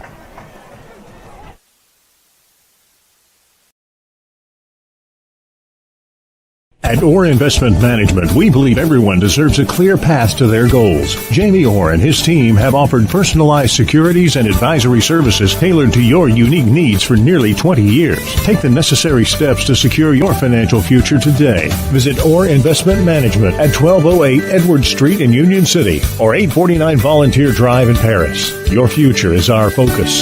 Securities and advisory services offered through LBL Financial, a registered investment advisor, member FINRA SIPC. As we come back to action, Mahari has this one tipped, it looked like. It was a bad snap. He had to go back and get it. It goes out of bounds at the 43. So this will be great field position for Union City as we come back to the Herman Jenkins Motors broadcast booth. It's number 50, I think, for Union City that got back there quickly. So 7:18 to go before the half. Now, so it looked like number 50. Does that mean Cohen Wood is back to the number 50? Because he was 50, then he was 44. There was no 50. It's either another guy wearing that 50 jersey that we don't know about. I think he must be back to 50. Okay. Probably because he had to play kind of out of position a few times. We saw him. Thompson drops back, wants to throw, and finds. Oh, it's off the hands of Crawford. And if he catches that, there are defenders in the area, but he is really hard to handle in open space. Incomplete. Yeah, it kind of looked like Crawford maybe turned his head upfield a little bit to see who was around him, what he was going to have to do, what kind of move he was going to have to make after the catch. But had he just pulled that in, I mean, even if you fall down right there, it's an 8-yard gain. And more importantly, it's a completion. In Union City, we've seen them, air it out a little bit more than we're used to. It's already 4 pass attempts right there. I was about to say, it's the air raid offense tonight for Coach Markle. They've only completed 1, but they've had another couple of opportunities. Under center goes Thompson. As got hit. Run goes small, probably. Right up the middle. That's small, and he gets right back to the original line or to the line of scrimmage, and it's going to be 3rd and 10. So an incomplete pass. No gain on the run there by Small. And now you're in a really tough situation, not where you want to be 3rd and 10. No, after that incompletion, JCM, assuming they're not going to go twice in a row through the air, so they just sell out on the run. And they slammed into Small pretty good right there at that point of contact. So 6.5 to go here as the clock continues to tick. JCM trying to get lined up here as they shift around on defense, and they are going to get into the backfield on that shift and really stifled the run by Small as he goes backwards. Loss of a yard. And that is going to be Eckford again. He has been a monster for them as a really quick linebacker. You look at him, and he looks like a defensive back. Crawford going back, you would assume to punt, but he was trying to make sure Coach Markle and the bunch didn't want to go for this one, too, at midfield. 4th and 14. The snap is high. Now Crawford is going to have to go for it, and he goes down at the 29, and that's where JCM will have it. So things have gone from bad to worse as Union City was going to punt that away, and it went over the head, the snap did, of Crawford. He went back and got it, and, Coach, he couldn't really get anything going there. No, and the only thing, I kind of had hopes right there because we've talked so much about how often Crawford is able to take a bad play and turn it into something good. As soon as he started running the right direction, I thought, man, if he could just make one or two guys miss right there was a lot of field open on the right side of the field, but JCM, too many guys at the same spot at the same time. So JCM takes over 1st and 10 on the Union City 28. 5:51 to go until the break. Williams has exclusively been in the shotgun. That's where he is here now. Backs on either side of him. 2 receivers on the far side, 1 to the near side. As he will fake the handoff, and this is the first time we've seen him really involved in the run game. Before we saw him take off because of the pressure, but right there, a designed run, and Williams gets back to the line of scrimmage, and a good defensive stop there by the Golden Tornadoes. Yeah, you're exactly right. Only the second run of the night for him, and the other one was just to escape that pressure. So now 3 receivers to the near side on 2nd and 10. Takes the snap, throws it across the middle, almost a one-handed catch, but it's incomplete. Crawford got a hand in there. Yep, Crawford there with a pass deflection. Again, looking for the receiver that has made a number of plays tonight for them. That's Douglas again. It's another one of those. It was perfectly placed by the quarterback, really. You couldn't lead your receiver any better than that. Crawford just did a better job of kind of jumping over the top. No contact whatsoever, avoiding the shoulder and deflecting that ball down. So 3rd and 10. Union City trying to stand tall here and hold JCM to possibly a field goal attempt as Williams rolls out and finds the receiver, keeps his toes in bounds at the 21. That's going to be short of the line to gain, but it will make it a lot closer as Jamarius Douglas with the catch. Or excuse me, not Jamarius Douglas, that's Makai Hill with the catch. Yeah, pick up about 8 yards. Yeah, hard to see from up here. He had a tough time keeping his toes in bounds. Hill with the catch makes it 4th and 3. They'll go for it here instead of attempting that field goal.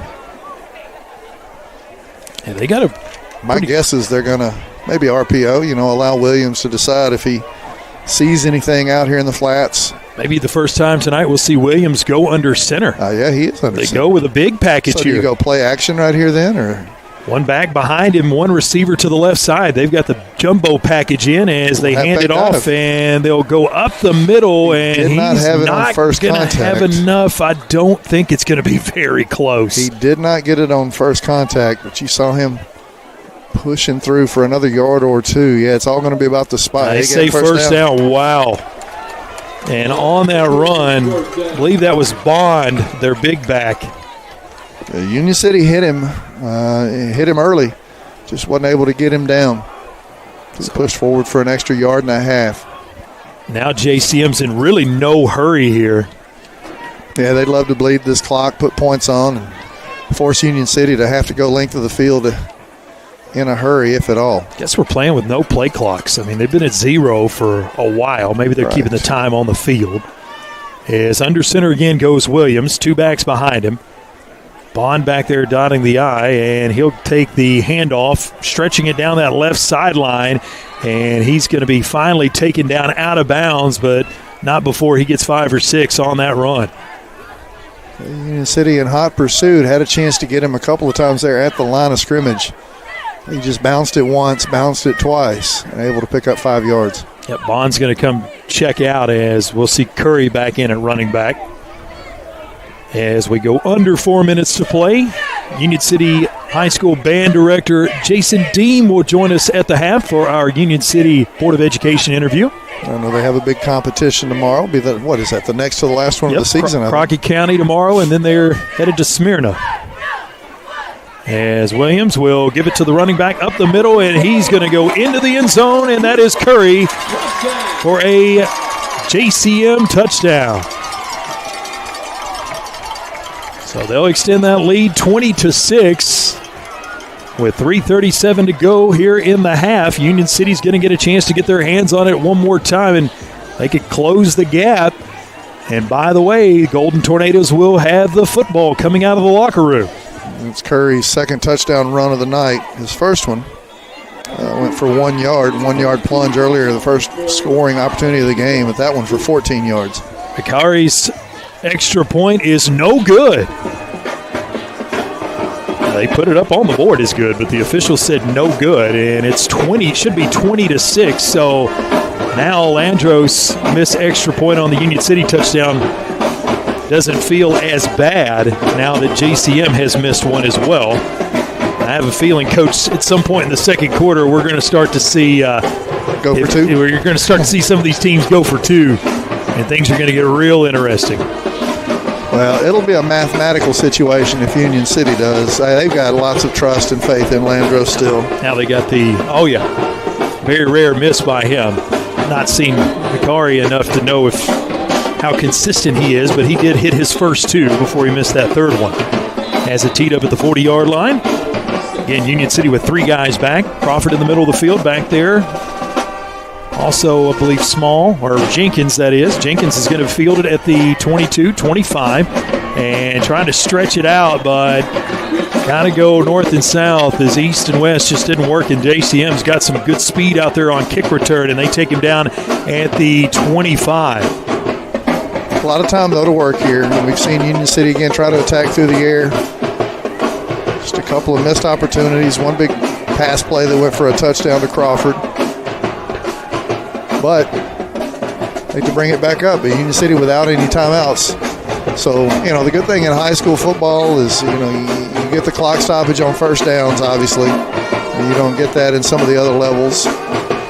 It's still going to be awfully tough to go in 3:31 with no timeouts here from your own 25. Union City with it, 1st and 10. We also know that Landros has a pretty good leg right here, and I'm afraid it's going to go back another 5 yards here. Looked like we got early movement there by Union City, and that is the call. False start against the Golden Tornadoes, so 5 yards. But Landros does have quite a bit of leg. Oh, absolutely. So, I don't know. I don't know if they could get this thing, maybe around, 25, 31, 30-yard line. Might give them an opportunity. First penalty of the night for Union City, I think. First one I've written down. Does that seem right? I think we've only had one each now. You had the 15-yarder by JCM. We had one that we thought was going to be called out here, and they picked it up. They either picked it up or it was offset, and we don't know. Or the third option, they threw it, assessed it, but didn't actually mark it off, which almost happened. Didn't catch it? That's possible. Which almost happened already once tonight. Oh, yeah, I see what you're saying. Here's Thompson handing it off to Small, and that's going to be Crawford in the backfield, and he's going to be taken down by a host of Cougars. The loss of at least another 5. JCM's defense very, very quick. Well, they're geared up for the run, obviously, and that's why we have seen Union City. And again, we're not talking gaudy numbers here, but Union City 4 pass attempts in the first half. Sometimes that's a couple of weeks for Union City. They threw one last week. Didn't really need to, but I think they're going to have to a little bit more here in the second half. Right now, you're just in a situation where you're third and super long, or is it second? Long? Yeah, because the first was the penalty assist. But you don't want to give the ball back to JCM on the plus side for them. Yeah, 2nd and 20 here as Thompson is going to throw this, throws it down the sideline, and it is caught by Crawford. He keeps his toes in bounds and gets it right back. Dude, that was a tougher catch to make than the one he had earlier. Yeah, he gets it not just back to the original line of scrimmage, but he'll gain another yard. So it'll be 3rd and 9, making it a little bit more manageable. As the Did they call timeout, or did he I go out was of going to say bounds? the clock stopped, but I guess he did stepped go out of bounds. That's before right. Contact, so yeah. It's one of those where you almost don't. I don't know. Is Union City, are they trying to go get themselves in a scoring opportunity? You know they are, but at the same time, you're playing with that clock issue. JCM could take a timeout right here. Run to the near side. That's Crawford, and he gains 3 on the play. Gets it up to the 30, but JCM not taking a timeout, so if I'm Union City, there they are. Somebody called a timeout. It's like, I'm going to let this thing run down. Maybe get to the line quick so they think you're trying to go attack, but you want to bleed out as much of this clock as you possibly can. Dunn's Auto Body timeout on the field. We'll take it with them with 2:07 to go here from the Herman Jenkins Motors broadcast booth. It's JCM 20, Union City 6 here in Jackson.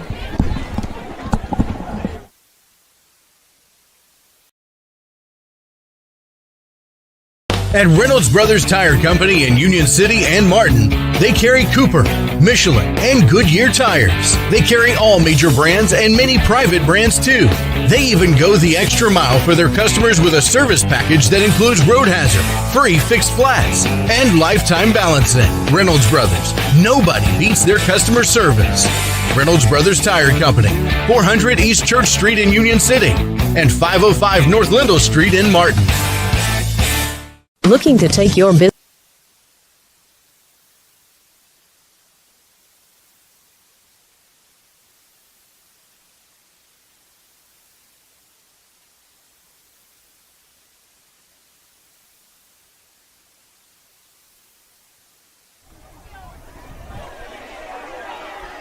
How about this? Fake Crawford punt. throws it on the fake punt as we come back here in the Herman Jenkins Motors broadcast booth. Incomplete. Had a man there for a second, and I believe that was Small. Yeah, a lot of space, man open. And I think they did catch JCM off guard, but just unable to execute. JCM with outstanding field position again here now on the Union City 30. At the 30-yard line with 2:02 to play, and they signaled that Union City called that last time out. They had one on the board. I don't know. And now they say if you're going by the scoreboard, which is you'd be a very brave person to do so, it says JCM has one timeout left. I'm not sure if that's true or not, but we'll see what they allow them to call as Williams throws it. It's incomplete. Who got there? And 58, number 50. Colin Wood, maybe? Also Wood, but Beeler, just about everybody. Jones was around him. A lot of pressure coming from that defensive front. And they were able to get to Williams and hit his arm as he let it go. It's an incompletion, not a fumble. So 1st and 10, or now what was 1st and 10 is now 2nd and 10. Two receivers to the near side, one to the far side. In the pistol this time is Williams. Now the back will move to the right hip of Williams as he rolls to his right, and he hits the man down the sideline. That one is complete, and he's going to try to stay in bounds. I believe he did. Stayed in bounds, so the clock will continue to move. And on that reception is Makai Hill. And he did not pick up the first down. He came. Man, they're getting it. Well, no, now they say move the chains. It is a first down. Yeah, they're moving the chains. Still had 3 up on the marker, so that has to be exactly 10 yards. Yeah, right on the number. At the 21st and 10. In the red zone now are the Cougars with a minute and a half. They're going to have to hurry here. Oh, that's why they stopped the clock. Okay, I saw the clock stop, and they still had the 3rd down marker over there, and I thought Union City kept him in bounds. Just moved or stopped the clock to move the chains. Williams under center takes a snap, hands it to the running back, and up the middle, couple yards there. Not much more than that. Ran right into the teeth of the Union City defense. On that carry is Bond.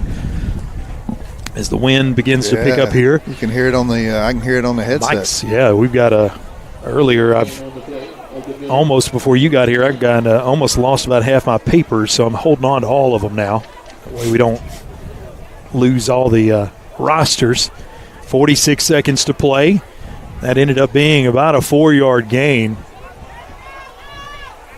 Pistol formation, Williams. He wants to throw it, looks across the middle, and it is caught and diving into the end zone, but I think he's down at the 1-yard line. Are they going to give him the touchdown on that? Yeah, they say touchdown. Wow, I thought his knee went down at the 1 yard line when the defender tried to tackle him.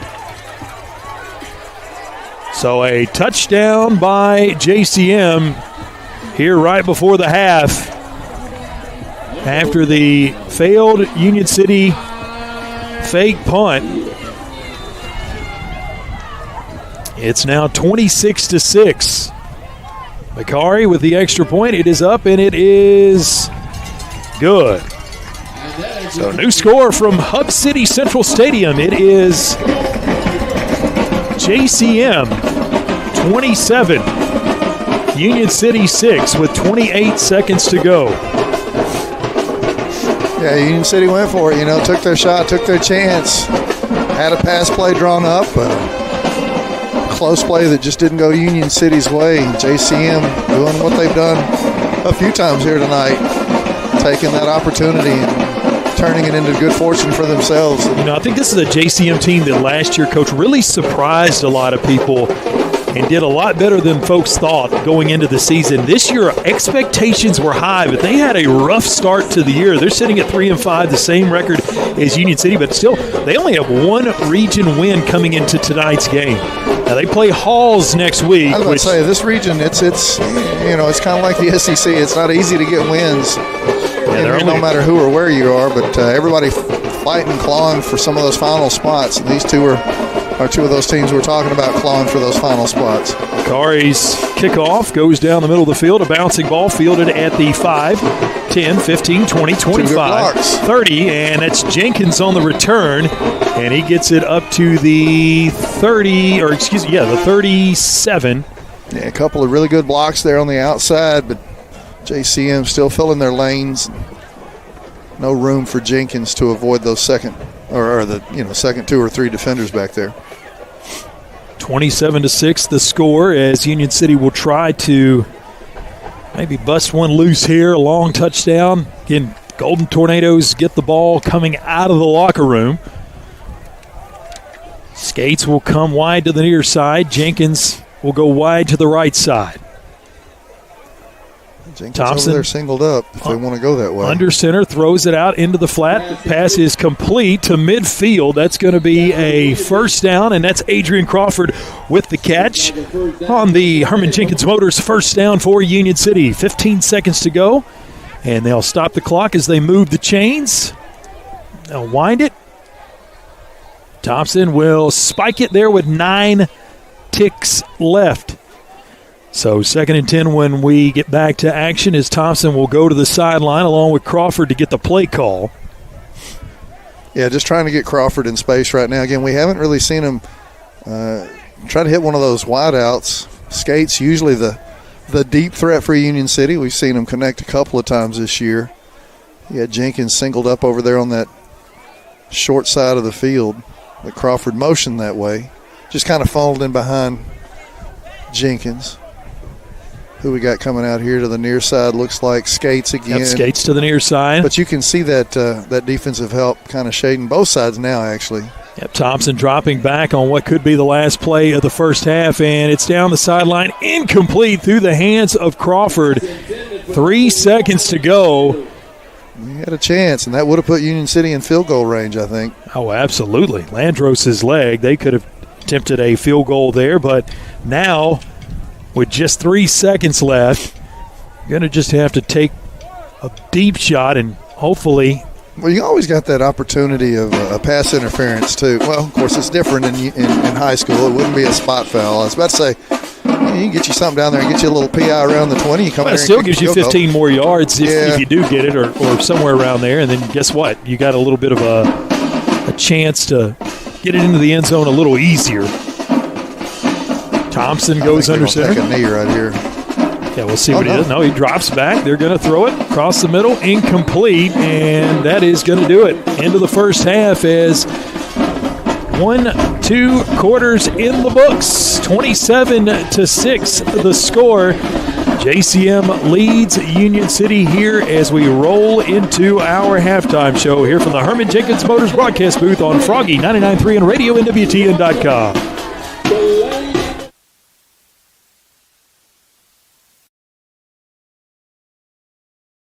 At Reynolds Brothers Tire Company in Union City and Martin, they carry Cooper.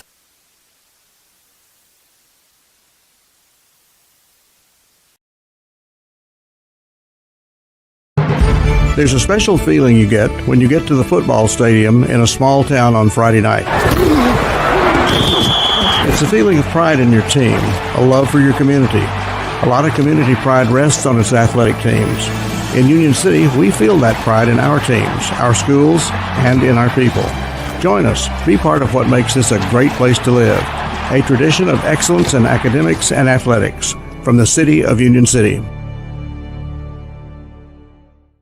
For decades, Commercial Bank and Trust Company has been the bedrock of our community. When it comes to doing business, we have perfected the art. I'm Greg Dozier, and I'm proud to be part of a community bank that prioritizes its customers above all else. To us, you're not just a number, you're family. At Commercial Bank, we promise an experience that leaves you smiling and fully satisfied. Your financial well-being is our top priority, because when it comes to banking, your choice matters. Choose Commercial Bank and Trust Company today. Member FDIC, Equal Housing Lender.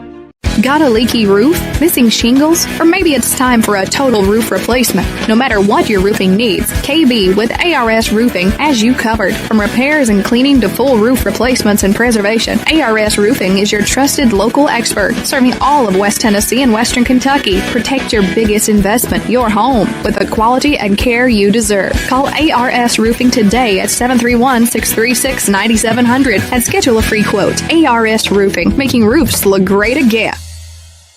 Accidents, dents, and dings happen. And when they do, bring your vehicle to Dunn's Auto Body, proudly serving the area since 1963. Our family-owned business provides top-quality repairs you can trust. Our technicians are ready to restore your vehicle to its best. We are open Monday through Friday from 8 to 4. Come see us at 1318 Stad Avenue or call us for a quote at 731-885-0535. Dunn's Auto Body. Get it done and get it done right. Celebrating 45 years in business, E&H Refrigeration is your trained comfort specialist. We are Northwest Tennessee's heating and cooling experts with locations in Martin and Paris. If you're in need of a new Trane HVAC system, we have you covered. Give E&H Refrigeration a call today in Martin at 731-587-9675 or in Paris at 731-407-9121. Let us bring you comfort you deserve with the quality you count on. E&H Refrigeration, your Trane dealer. When you're craving the perfect cut, steaks that sizzle, savory sliced bacon, fresh salmon, juicy pork chops, and the tastiest chicken around, head to the meat shop in Union City. Need dinner and a snack? Grab frozen meals and fresh vegetables too. Always the perfect cut, always friendly service. Located at 1106 South 1st Street in Union City. Come to the meat shop. It's what's for dinner.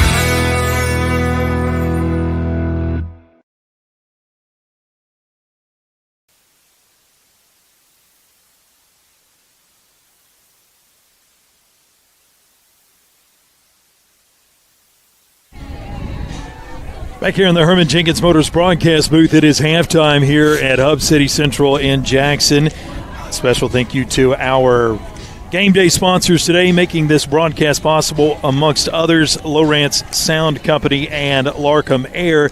And let's take a look at our game stats brought to you by Reynolds Brothers Tire Company in Union City and Martin. And, Coach, you've done a fantastic job here in the first half, keeping up with those stats, especially with the numbers and everything else that we've had to deal with it. Now, all of a sudden, here in the second half, feels like we're in an Arctic chill up here. So try to keep your fingers from going numb. What did you have in our first half stats? Yeah, we'll take a look at some team stats. Well, actually, I'll give you a couple of individual numbers right here. For the passing game here, JCM, Terrell Williams is 6 of 14 through the air for 106 yards here in the first half. Their totals look like this. I think you said Coach Markle said they were very balanced. Yeah, balanced. And on paper, that's at least my stats would say the same thing. They have 76 yards of offense on the ground and 75 through the air for 151. That's about as balanced, I think, as you can get. Looks like Curry is doing most of the heavy lifting here for JCM. Got him with 49 yards, but more importantly for them, 2 touchdown runs. They do have a fumble on the night. Union City looks like this. He kind of flipped the script here for Union City. We're usually talking about those gaudy rushing numbers and, minimal passing game. But tonight it's the passing game that's leading the way, as Kerbin Thompson tonight is 3 for 8 through the air. Crawford is 0 for 1, and Crawford's done all of the receiving there as well. He has 58 yards, including that 34-yard touchdown catch and run early back in the first quarter. On the ground, Union City just 27 yards of offense, and again, that 58 yards through the air for a total of 85. So they're going to have to get some things going. Obviously, offensively, the offensive unit has put the defensive unit in some precarious situations tonight as well. And we'll take a look before we send it to our halftime interview here to see if we can get you some scores from around the area, as on this next to last final Friday night of the high school football season. Of course, Union City won't be in action next Friday night. They'll play on Thursday night at Huntington. Some scores to report to you. In quarter number 2, it's Haywood 51, Ridgeway 6. Also, some other scores to report. It is Westview leading Dyersburg 31-9. And at the half, JCS leading FACS 24-0. And Halls is shutting out Gibson County at the end of the first quarter 13-0. And it looks like Peabody and Huntington tied at 21 apiece at the half, so a barn burner there. Our score 21-6 here at the half, as the Lane College Dragon Marching Band is performing. And I want to say thank you to Commercial Bank and Trust for our scoreboard update. And let's send it back to the studio for our halftime interview with Union City Band Director Jason Dean.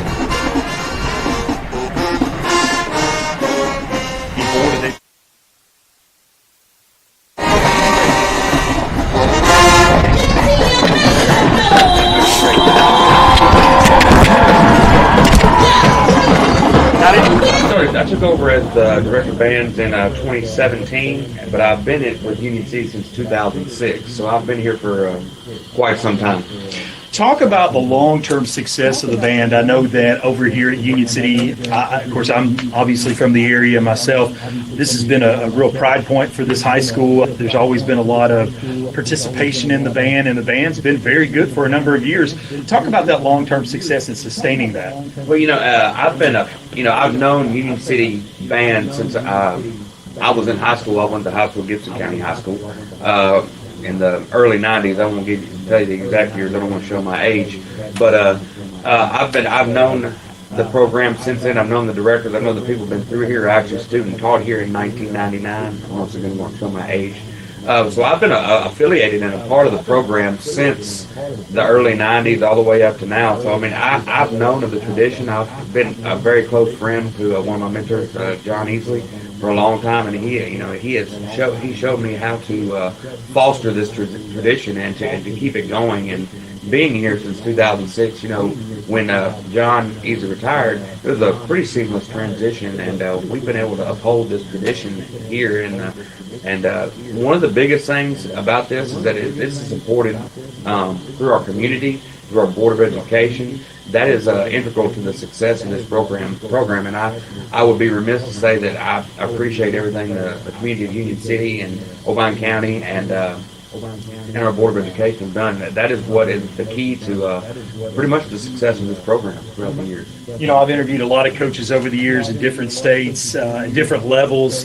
And one of my favorite questions to ask coaches, especially coaches that have been coaching for a long time, what's changed over the years? And obviously you just talked about how long you've been a part of this, how long you've been in education and in band education. But unique take is, we're not talking about sports here, we're talking about band. But what's changed over the years for you? One of the things is this the music education side of things in the marching band field is ever changing. If you can think back to, you watched a band halftime performance in the early 90s and what it looks like now, it is totally different. It is night and day different. This is a constantly evolving program within the marching band field. The hardest part for me is just keeping up with it, and then trying to find the delicate balance with our students to make, knowing that what they are getting, the rigors of their academic performance over at the high school, but also trying to have them involved in a program that that's extracurricular, but doesn't take too much away from their academics. Trying to find that delicate balance, and it is difficult at times. In addition to, most of our kids actually do other sports outside, so trying to find that delicate balance with the other coaches, and trying to make it where we're all successful, and the kids don't get left behind at any point. So those are some of the biggest changes. Constantly evolving and just trying to find the delicate balance with the other coaches and with what they have to do educationally over at the high school. Let's talk about this year's band specifically. How many members do you have this year? Well, we have right at 80 members. And show title and theme, I know that's a big thing every year. Everybody gets excited. My daughter's actually in the band. What is the show title and theme for this year? The title of the show is entitled "In the Web."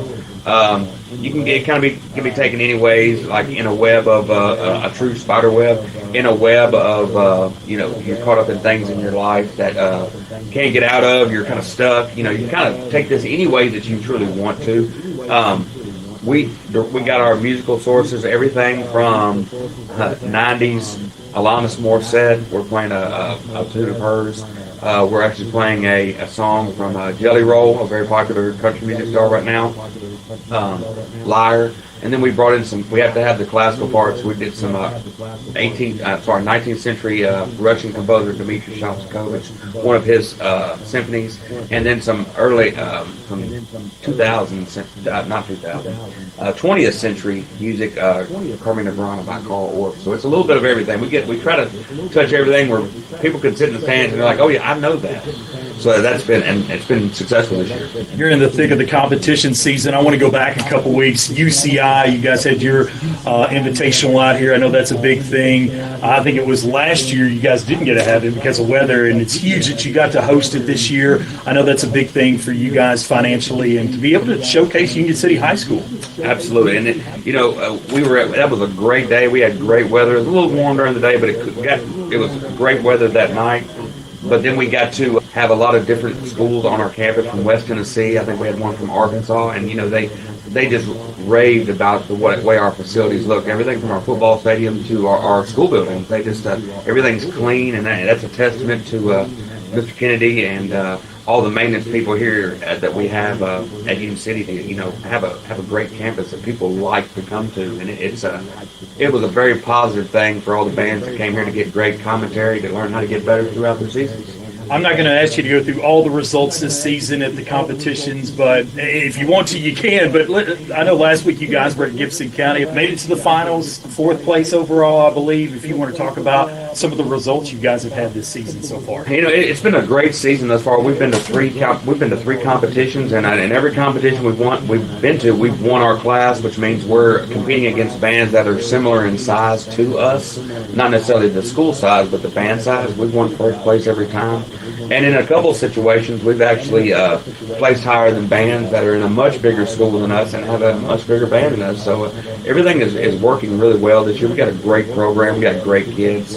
And I'm excited to see where we go to finish out the season. This weekend at Alamo, Crockett County, and I know you've got some big competitions coming up at the end of the season if you want to touch on those. Yeah, we have our Crockett County is hosting a competition for the first time in many years. It's going to be a great venue. They have a great stadium. They have a turf field, pretty good size campus. So we're looking forward to going down there and supporting those guys.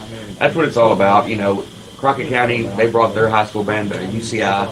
We're trying to scratch each other's backs where we can all support each other. So I'm looking forward to that. And then our last competition, I believe on November 1st, will be at Stewart's Creek High School, the Division II State Marching Championship, which is limited to schools that have less than 1,000 average day attendance. So we're in the low end of that. We have about 425 students. So we're going to have a lot bigger schools to compete against, a lot bigger bands. But I love the challenge educationally. I love the challenge for the kids. I think we always got to push forward. That's a Union City deal. We don't just lay back. We always strive for the best and try to compete against the best. So it's going to be a great way to finish up the season. Wrapping things up with Union City Band Director Jason Dean. Who all helps you with the band? I know it takes a lot more people than just you. No offense, but it takes a lot more people than just you to put all this on. It takes an army, and to be successful, it does take a lot of people. Obviously, my assistant director, Joe Davis, has been with me since pre-COVID. I want to say that's 2018. Ms. Braley Edgar, who does our color guard. And then I have a number of people that come in and teach my percussion folks.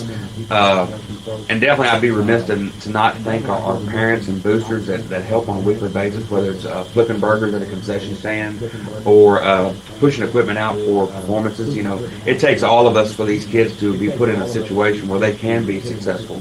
So I want to definitely thank all those people, because it does take an army for us to get all this stuff done. And if someone wants to help out in any kind of way, how would they get a hold of you? The best way to get a hold of me either is via email. They can go through the Tornado Touch website that we have set up, or call the high school office and talk to Miss Lisa Calicut, our secretary, and be referred to me or to Mr. Cross, the principal. They all know how to get a hold of me, and we definitely appreciate the support of our community as always. So anything anybody can do to help us out is always appreciated. Thanks, and good luck the rest of the way. I appreciate it. Thank you so much for being here.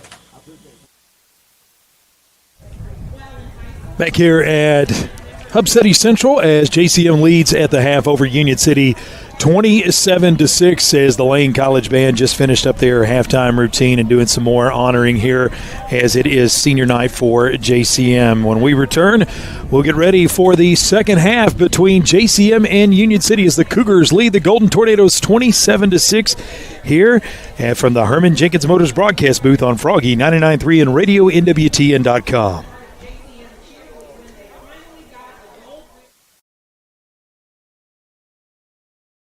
When you're on the hunt for the perfect vehicle, what are the things you're looking for? Is it brand, features, color, size, or something else? The good thing is Herman Jenkins Motors can help you find that vehicle that checks all the boxes for you. With multiple brands to choose from, such as Chevrolet and GMC, their staff will work hand in hand with you to make the car buying process as easy as possible. And their service department will take good care of your car after the purchase. Visit them today in Union City or online at HermanJenkins.com. Northwest Tennessee and Western Kentucky, it's time for a career change, and we know the perfect place for you. Tyson Foods in Obion County. Tyson Foods is hiring, and it's easy to apply. Just stop by and see the friendly staff at the Tyson Foods Hiring Center in Union City. Tyson is currently hiring for general production and many other positions, and they are looking to fill all shifts. Come see the team at the Tyson Hiring Center, located off Reelfoot Avenue in Union City. The Hiring Center is open Monday through Friday from 8 to 5. Come be a part of the Tyson team. Tyson Foods is an equal opportunity employer, including disability and veterans. From custom application, precision ag, plant health products, seed varieties, financing, and more, we have it all. Here at Nutrient Ag Solutions, we're here for every kind of grower and every kind of operation. By providing these innovative tools, we help you be prepared for the ag industry of tomorrow. Contact your local Nutrient Ag Solutions to discover all the ways we can serve you and your operation. Be sure to like and follow us on Facebook at Nutrient Ag Solutions TN-WKY. Looking sharp has never been easier. Five Seasons Men's Shop in Union City and Martin has all the brand names he wants. Suits, jackets, sportswear, shoes, and the right accessories. Getting married or going to the prom? Five Seasons Men's Shop has formal wear that fits perfectly. And with your purchase, Five Seasons will wrap your gift for free. That's Five Seasons Men's Shop in Union City and Martin with their friendly one-on-one service from true professionals. You'll walk in a man and walk out the man. Your business is unique, so protecting it should be tailor-made. Unlike those one-size-fits-all nationwide security companies, First Response Security Services offers custom solutions tailored to your organization's needs. We even work around any stipulation you have. First Response actually sends real people to support you. You're not just a number in a database. You get the personal touch and real local support whenever you need it. Serving Northwest Tennessee for 15 years. Call us today.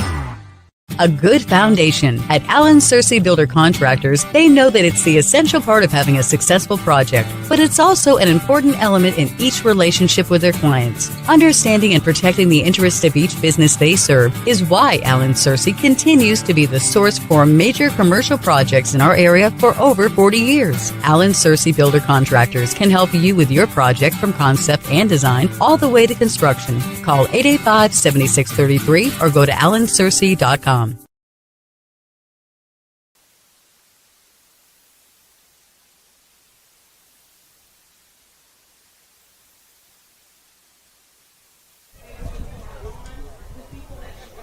Back here in the Herman Jenkins Motors broadcast booth, 27-6, the halftime score. JCM leads it over Union City, and I want to roll through all the folks making tonight's broadcast possible.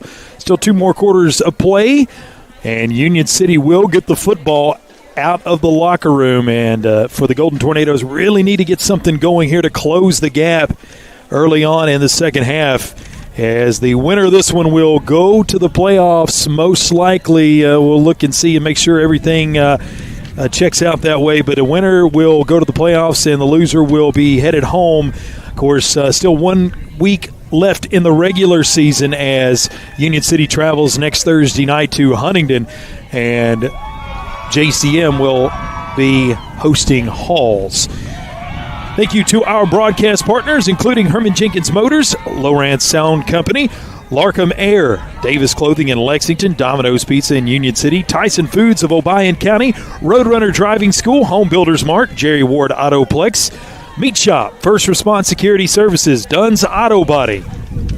Also, Nutrient Ag Solutions, Commercial Bank and Trust, Reynolds Brothers Tire Company in Union City and Martin, Union City Board of Education, Thompson Machinery, American Roofing Soft Wash, ARS Roofing, 5 Seasons Mint Shop in Union City and Martin, E&H Refrigeration, Kaiser Pharmacy, Allen Searcy Builders, ATA, Orr Investment Management, and the City of Union City. All those folks, if you see any of those business owners, you frequent those businesses, let them know that you appreciate them sponsoring our broadcast, as we have enjoyed bringing you high school football here in 2025. It's hard to believe that we're just a couple weeks away from basketball season, as Union City will be ready to open up the basketball regular season here in the first couple weeks in November, but we are still firmly in football season and still have one more half to go here, as the JCM Cougars again lead Union City 27-6 here at the half. And we'll give you some more updated scores from around the area, as it looks as if Westview and Dyersburg are at the half, with the Chargers leading the Trojans 31-9 at the half. Also, Haywood 51, Ridgeway 6. It is also JCS 24, FACS nothing. And Halls at the end of the first quarter, this one is a little bit of an older score. This one may be in the second quarter at this point. Halls 13, Gibson County nothing at last report. And how about Peabody and Huntington tied at the half, 21 all. That one is going to go down to the wire in a huge game. Humboldt is on top of Gleason at the half, 12-6. 35 seconds to go here before we get ready to start the second half. I have a feeling they'll probably put some time up on the board. If you want to hear the Vols game tomorrow, they are taking on the Kentucky Wildcats. The start of that one at 4 o'clock, and you can hear that on WENK. Vols basketball starts in a week, so college basketball season is upon us. And looking at some of the college games tomorrow in the top 25, it's not one of those weeks where you've got a lot of great matchups, but Alabama travels to South Carolina, Illinois at Washington, Indiana hosts UCLA, Syracuse is at Georgia Tech, Ole Miss and Oklahoma. That's 8 versus 13. Ole Miss making the trip out to Norman. Virginia is taking on North Carolina, South Florida and Memphis, and Missouri at Vanderbilt, which may be the game of the day. Vanderbilt, I believe, is favored in that game. And how about the season that the Commodores are having at 6-1 on the year and trying to make it 7-1? I think they're hosting game day tomorrow. So a lot of exciting things going on around the area and a lot of exciting football in the state of Tennessee. You look at what's going on with Memphis football, Vanderbilt football.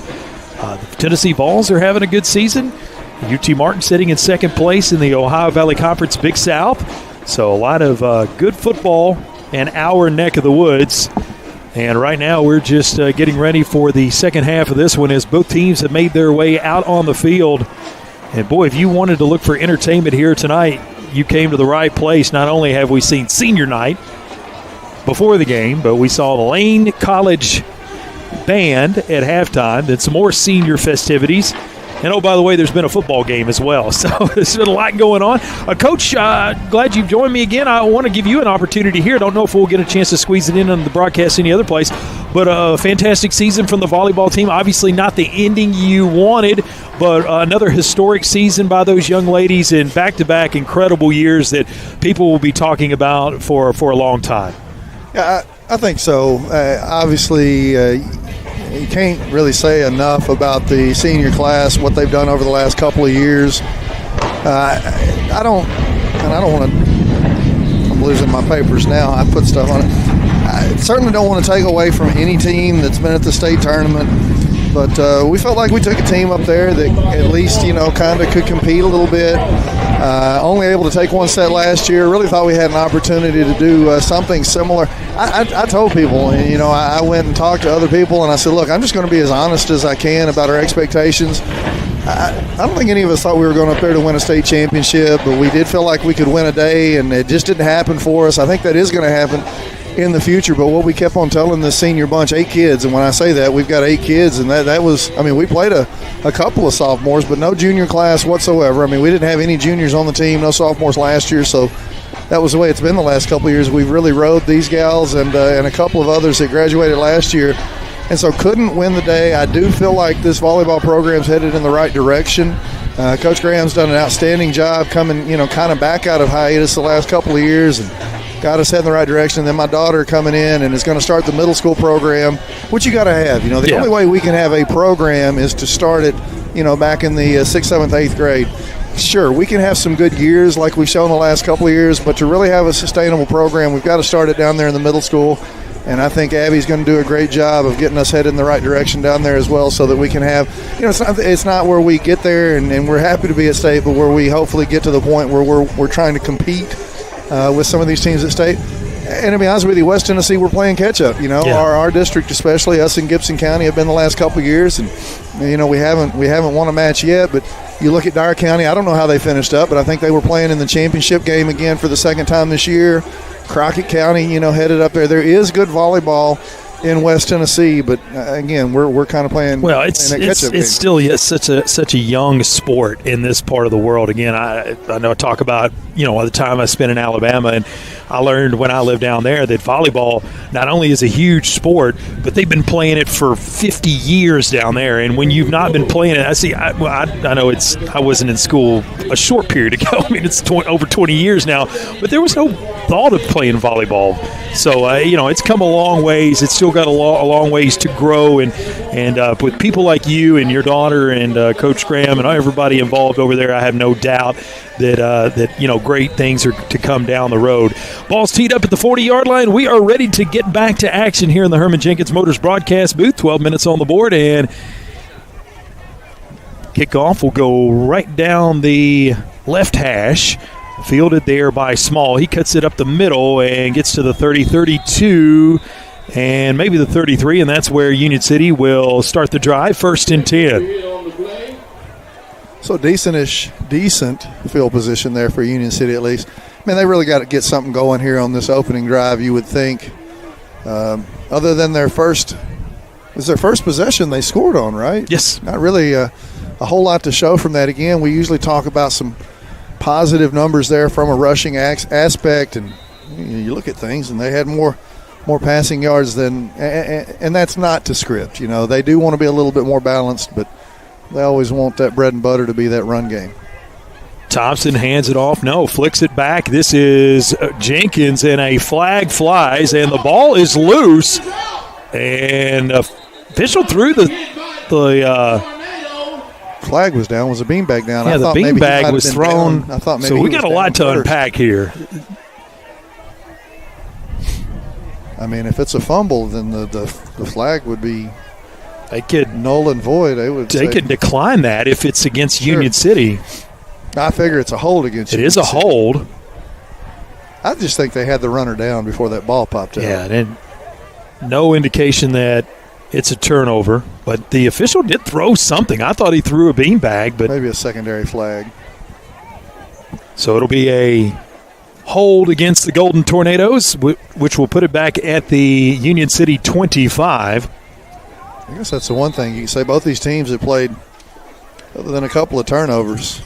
Pretty clean game. Second penalty for Union City, only one against JCM, that extra celebration they had. Thompson with Small behind him. Crawford goes in motion, rolling out, and wants to throw it. Has Jenkins, and incomplete. Got a hand on it. Yeah, JCM defender got a hand on it too. He was going to be in a position to catch that one and maybe run it into the end zone. Yeah, Jenkins had a shot at it, and he gets up slowly. He took a shot. The defender made solid contact with Jenkins and still made a really close play on that potential interception. So second and say they got 15 on the board, somewhere in that neighborhood. It's not quite that. Looking at the yard markers, look like about, well, no, actually it looks a little bit close, more than that, doesn't it? 15-16. And Thompson will go up the middle after faking the handoff, and he is going to get close to where they started at the 32, make it right short of the 33. So it'll be 3rd and 10. Third and a really long 9 for Union City, and they do not want to start the second half with a 3-and-out. Yeah, you don't want to give this ball back to JCM. You at least want to punch it down into their territory, make them feel the pressure a little bit here. Thompson turns around. It's a pitch play here to the near side. Well blocked. That's Small. It's 40, 45, 50, 45, and is taken down out of bounds at the 41 of JCM. Herman Jenkins Motors a first down. Trying to see where the spot's going to be. Looks like about a 28-yard run. I thought he had a great cutback right there, too. You talked about the block setting the edge, and he was, or not setting the edge, but forcing those defenders out to the edge, and he was able to cut that back to the middle just at the last second. They actually give him another yard on it all the way down to the 40. Yeah, I go 28 yards. Biggest run play certainly of the day here for Union City. Gets Andre Small up to 44 yards on the night.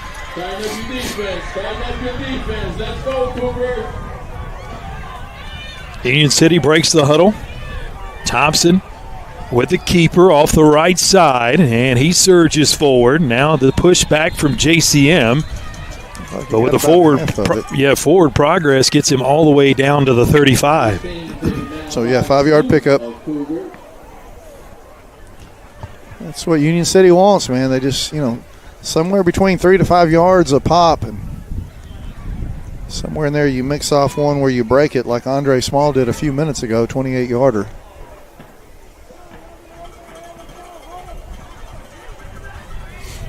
So we'll see what they do here on 2nd and 5. Crawford now in the backfield behind Small. Every time they come up out of that check, I want to look at that game clock, but as you mentioned, they're just sitting on zeros all night. And the handoff goes to the first man behind Thompson, and that is Small. Or excuse me, that's not Small. That's a first time in a while that we've seen Logan Puckett get a carry.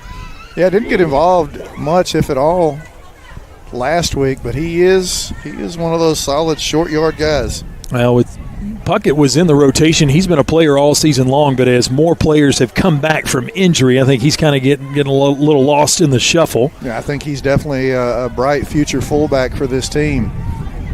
Right now, just kind of in there to spell. And again, he's, excellent with ball control, excellent at falling forward. Crawford. And nothing going right there. Yeah, trying to stretch it out on that far side over there on the carry. He may have lost a yard. Just want him to get up. Yeah, he's laying flat on his back around the 40. Now they help him up. I think it's more frustration than anything, not being able to make a play there. Every time he touches the ball, you feel like the young man wants to break it, take it all the way. And absolutely. He expects he expects it for himself, I think. Now, we've seen during the season, and this is not a shot at him, but we've seen him even early in the season with some frustration on the sideline. He's a big competitor. He just wants to do the best he can, and he wants his team to do the best they can. Yeah, he's competitive in so many sports.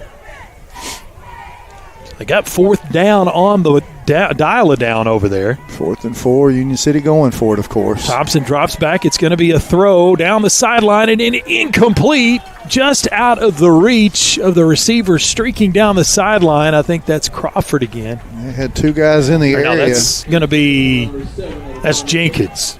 Sometimes the 1 and the 7 look very similar. So Jenkins on that far sideline trying to run underneath it, but just couldn't get the timing right, and unfortunately a little overthrown, and it'll go over on downs back to the Cougars. 1st and 10.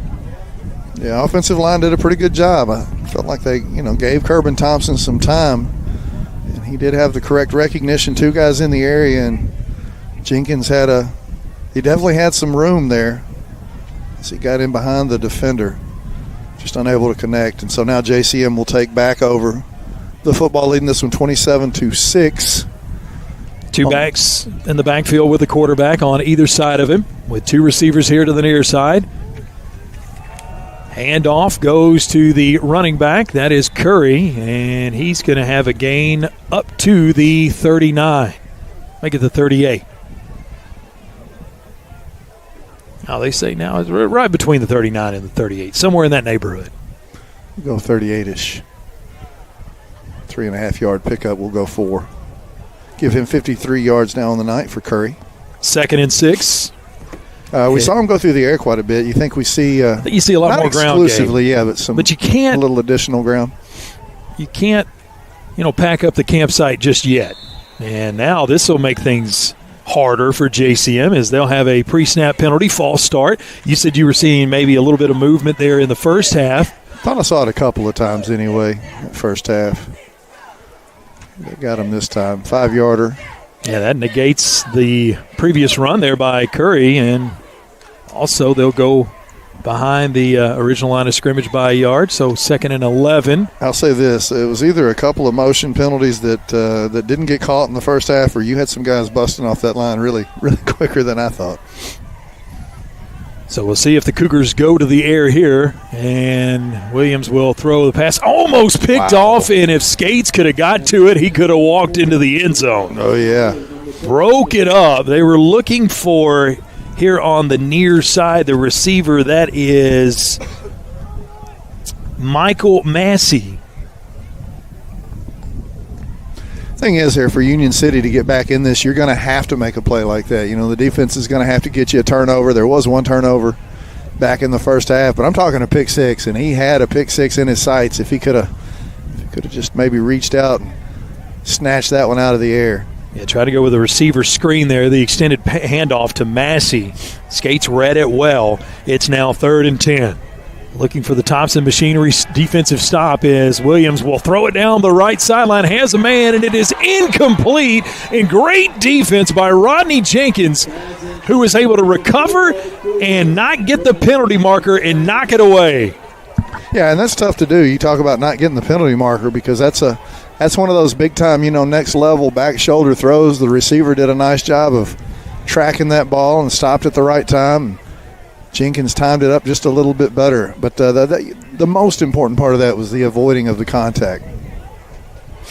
Big breakup right there. So the Cougars now will be forced to punt on 4th and 10 deep in their own territory.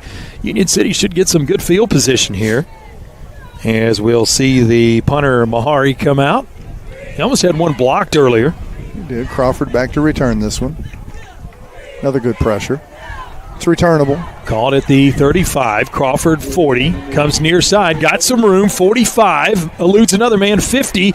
And he is going to get into JCM territory, weaving his way through that kick return defense. Union City definitely down here. 27-26, 21-point deficit.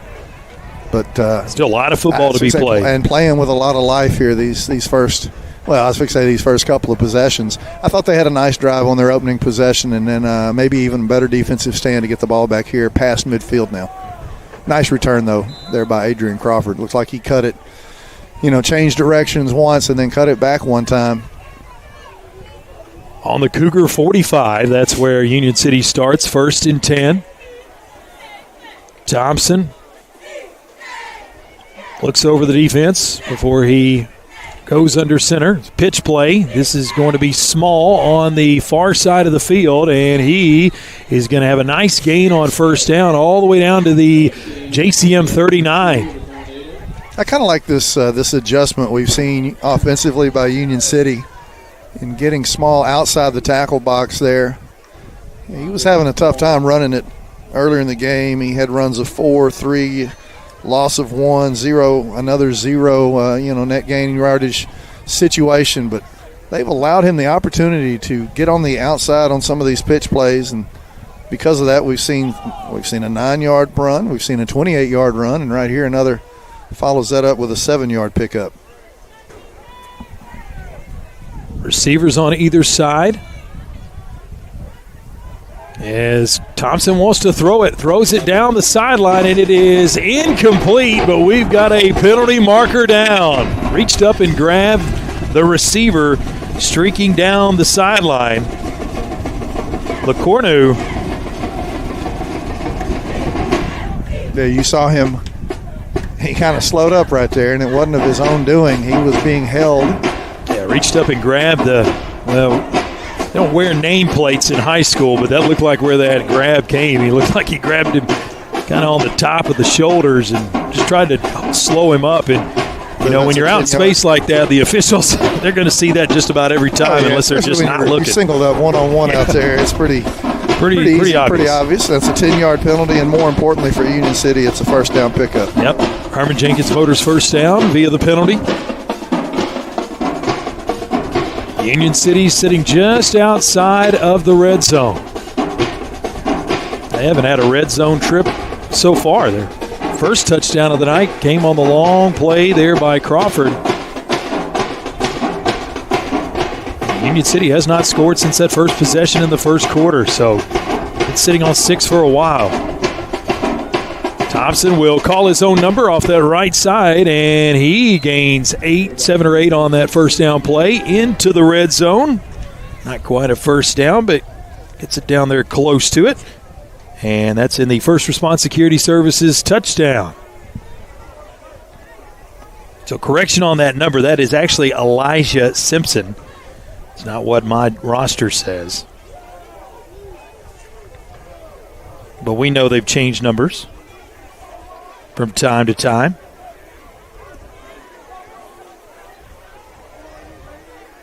So 2nd and 3. Thompson looks to the sideline. Of course, we have no play clocks running in the stadium. No idea where they are on the play clock. There's one running somewhere. Running on somebody's watch. Maybe. As Thompson went off that right side again. And stopping the clock, so I'm assuming that's a first down. Herman Jenkins Motors first down inside of the 15, down to the 14. 4:40 to play. Union City could punch this one in, make it a 2-score game. Certainly be feeling a lot better about themselves than we were at halftime.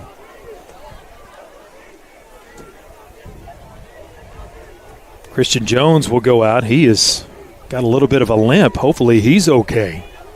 Heading to the sideline. He's really a good player on both sides of the ball.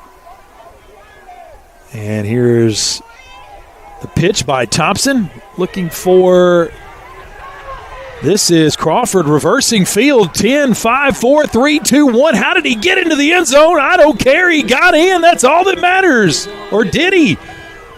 Union City's asking for the touchdown call, but.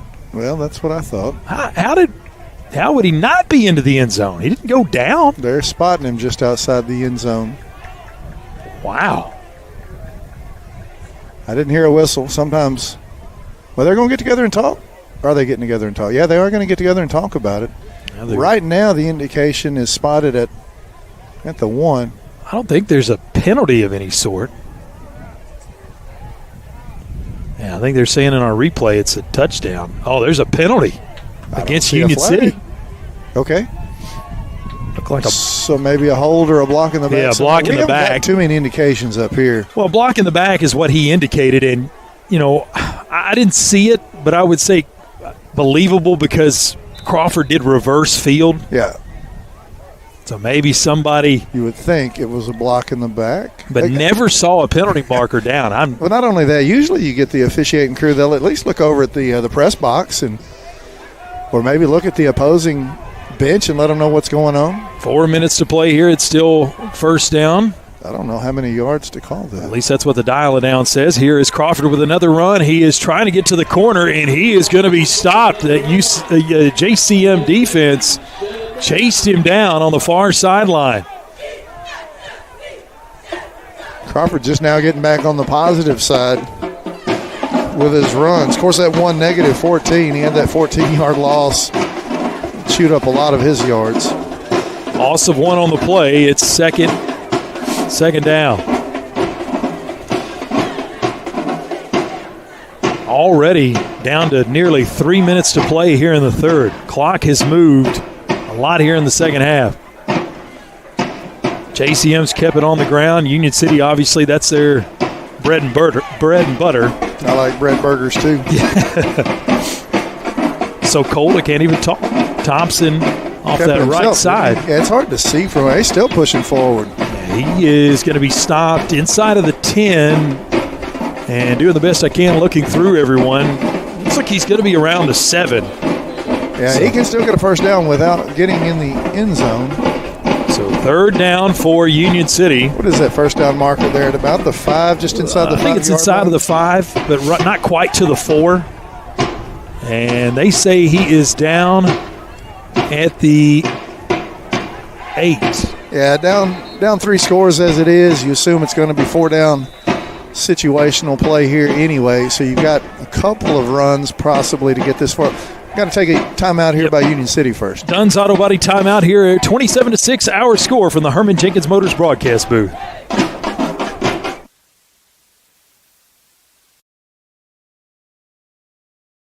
Looking to take your business to the next level? ATA, your trusted tax, advisory, and accounting firm is here to help. From tax planning to client accounting services to advisory and assurance, ATA has you covered. Contact ATA today at 731-885-3661 or visit ATA.net. With locations across Tennessee, Kentucky, Arkansas, and Mississippi, ATA is ready to serve you wherever you are. Choose ATA for all your accounting needs. Let's amplify your business together.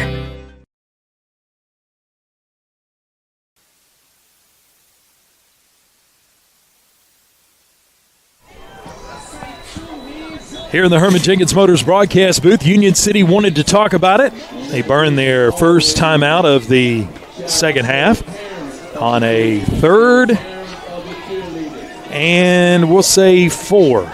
It's on the 8. He's got to get down to, well, if they get to the 4, they'll be fine, but I think he's got to get just inside the 5. Yeah, but again, this is 3rd down, and, if they get to 4 down situation, they're still going to go for it here. I don't think they would elect to take a field goal if they don't. Small behind Thompson as he rolls out, goes and throws it across the middle, and good defense. I think you could have argued it looked like there was for a flag, shoulder contact right there. But then also, I think both sides of that argument could be made pretty easily. But no flag is thrown. Yeah, but I'm only arguing on one side. Oh, that's right. Yeah.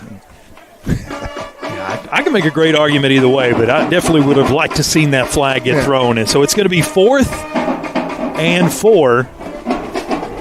And I don't see Landros coming in. They're huddled up right there. At this point, I thought that if they were going for it, they'd probably have a little run play in their back pocket, or a couple of run plays. I thought they may go back to back, but they did have a man there in the end zone trying to catch JCM guessing also. JCM band comes alive. Here to our left is Thompson. Takes a snap. It's going to be another pass. Throws it out, and it is going to be incomplete. There were players for both sides going after it. Yeah, I'm not sure the intended receiver, though, had got his head around yet when that ball was in the air. But in the vicinity for Union City was both Crawford and I think that's Elijah Simpson. I think that's him, and he Well, if not, we're going to say his name a couple times because he's been on some other plays. And so, you also had 2 JCM defenders down there. So you had 4 guys, Coach, and it's just about everybody collided with one another, and it's incomplete. Well, to your credit, if Elijah Simpson is number 12, and we assume he is 52 on our roster. for JCM, they'll come out, and for a silver lining here for Union City, you've got them backed up way in their own territory, and if they make a mistake down here, it could be very costly. Yeah.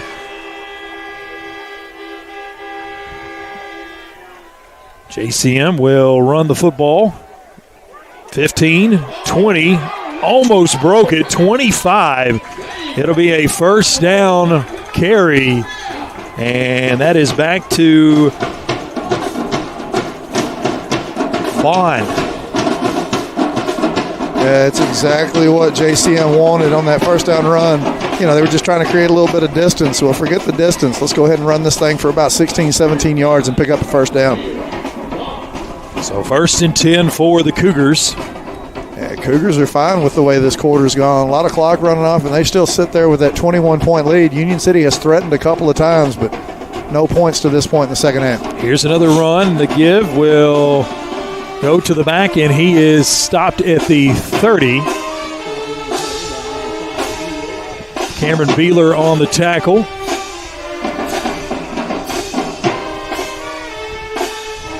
As we near the end of the third quarter, JCM only may have to run one more play here. Get close to it. You're doing better math because I don't know how much time's left on those play clocks. You got that internal clock going? Yeah, I got it going. 63 seconds to go in the quarter. Snap goes to the quarterback. Fumble. And it is going to be recovered by, it looks like, Union City. The running back never got his hands on it, never controlled it. And have they indicated? I still haven't seen an indication, but it's got to be Union City football because both sides are exchanging personnel. Are you sure? I mean, yeah, you're right. They are exchanging. The officials just don't signal anything. Saw them point one way or the other. So it'll be two turnovers now by the Cougars tonight, I believe. Yep, 2 to Union City's 1. The Golden Tornadoes have a fumble of their own. I hate to be the negative Nelly in a positive situation here, the turnover, but man, what could have been is Union City has gotten down in here in the red zone a couple of times tonight. Really, really knocking on the door just a series ago as they got down to about the, I don't remember, was it the 10, 5-yard line somewhere in there? 7, I think, is where they ended up. Trying to get the clock changed again. Yeah, obviously clock stops on a change of possession. So 57 seconds to go. Union City has it first down at the 31. Thompson Machinery defensive stop for the Golden Tornadoes. They got the turnover. Yeah, Union City went to the air, I think, 3 times in a row that last drive. Thompson has not connected on his last 6 pass attempts, but let's see if he can get something here before this third quarter buzzer goes off. Thompson will drop back. Now he'll run. He'll go to the left and tries to cut back up the middle, and he is going to be stopped there for maybe a loss of a yard. Maybe he got back to the line of scrimmage. Not much there. I think he did. It was a whole lot of misdirection, but JCM was on top of things. Yeah, actually right back to pick up of about a yard. Yeah, they actually give him a little bit of a gain. So the football rests just inside of the 31 now. 2nd and 9. Union City taking a little while to get the play call into Thompson, as that may do it for the third quarter. They break the huddle with 11 seconds. 9, 8, 7, 6, 5. Well, they snap it here with a second left, and they say they got the play off. I'm not quite sure they did. Here's the throw down the sideline. It is incomplete. I thought he looking got held for Crawford, and Crawford's not happy about it. Well, it looked like somebody grabbed his shoulder right there just as the ball was coming over his shoulder. Now the officials are... I mean, we're quite a ways away. They may be talking about whether time had expired. It looked like a solid... I don't think anybody realizes that the third quarter is over. Oh, okay. Now finally the official holds the ball in the air. Okay. And, well, I don't know. Did a buzzer go off? I don't hear it. They don't have a horn or anything. So that's the end of the... I think there's a little bit of awareness down there. Maybe not. End of the third quarter as JCM leads it 27-6. But Union City has it in Cougar territory when we return from the Herman Jenkins Motors broadcast booth here on Froggy 99.3 and RadioNWTN.com.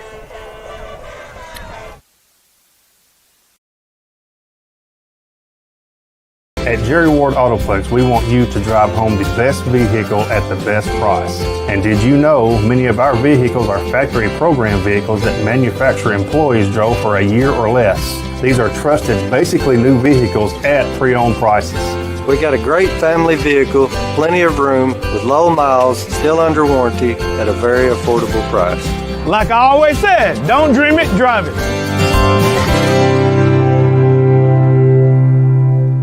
Kaiser Pharmacy, Union City's only locally owned and operated pharmacy, serving our community for over 20 years. For more than just prescriptions, our services include immunizations, wellness consultations, compounding, med syncing, and even mastectomy supplies. We are excited to introduce our newest offering, Kaiser Wellness, powered by pharmacists, with our exclusive line of supplements and vitamins. Shop online at kaiserwellness.com or exclusively at Kaiser Pharmacy. Plus, shop at our boutique, Miles and Bishop, while you wait, or online 24/7. Experience the difference at Kaiser Pharmacy. As we come back here in the Herman Jenkins Motors broadcast booth, Thompson rolls to his right, looks for the receiver here in the right flat. That's Jenkins, and he bobbles it incomplete, and it's now 4th and 10. So start of the fourth quarter. Union City has got to have points on this drive. They got to have points every time they touch the ball at this junction. 27-6 the score. JCM with a big lead, and you're in the final quarter of play, and we've got a timeout on the field, a Dunn's Auto Body timeout, and we'll take it with them as it's 27-6 JCM leading with 11:54 to go in the fourth quarter, and you're listening to it all right here from the Herman Jenkins Motors broadcast booth on Froggy 99.3 and RadioNWTN.com.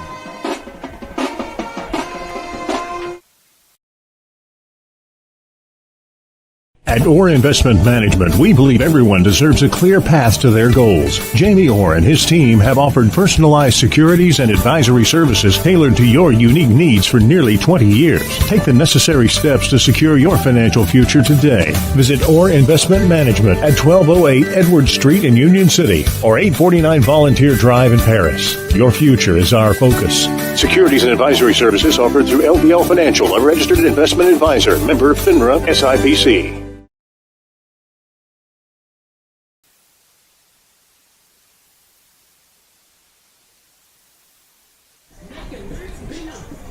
Back here in the Hub City tonight, Jackson. Brisk, cool night. Breeze continues to blow here. Beautiful facility that they're currently still building here. 4th and 10 for Union City coming out of the timeout. Pitch comes to the near side, wants to throw the ball, and he is going to be dropped in the backfield. Ball comes out, but that's after Crawford had hit the deck. I think he wanted to throw that, Coach, but the pressure was in his face, and he just didn't have enough room. No, yeah, that's why they were taking that timeout. They wanted, you wanted to go some kind of trick play right there. I want to make sure everybody was on the same page. They were too far out. I thought maybe they might do the old, let's act like we're going for the field goal and try to keep them on their heels a little bit right there and punch something down the middle, a little pass route, whatever. But they're too far to even try to pull that off. So Union City just comes out, but pitches it to Crawford, makes it look like he's going to try to get to the edge. But, yeah, he was trying to get those feet planted, get them set, see if he could get something under him. Turnover on downs, either way it goes. So we'll see the offense come back out for the Cougars, and Williams under center and whistles. It's going to be a false start, or offsides rather, on the defense. Didn't see which side it was on. Figured they stopped it for the false start, but it ends up being offsides. So 5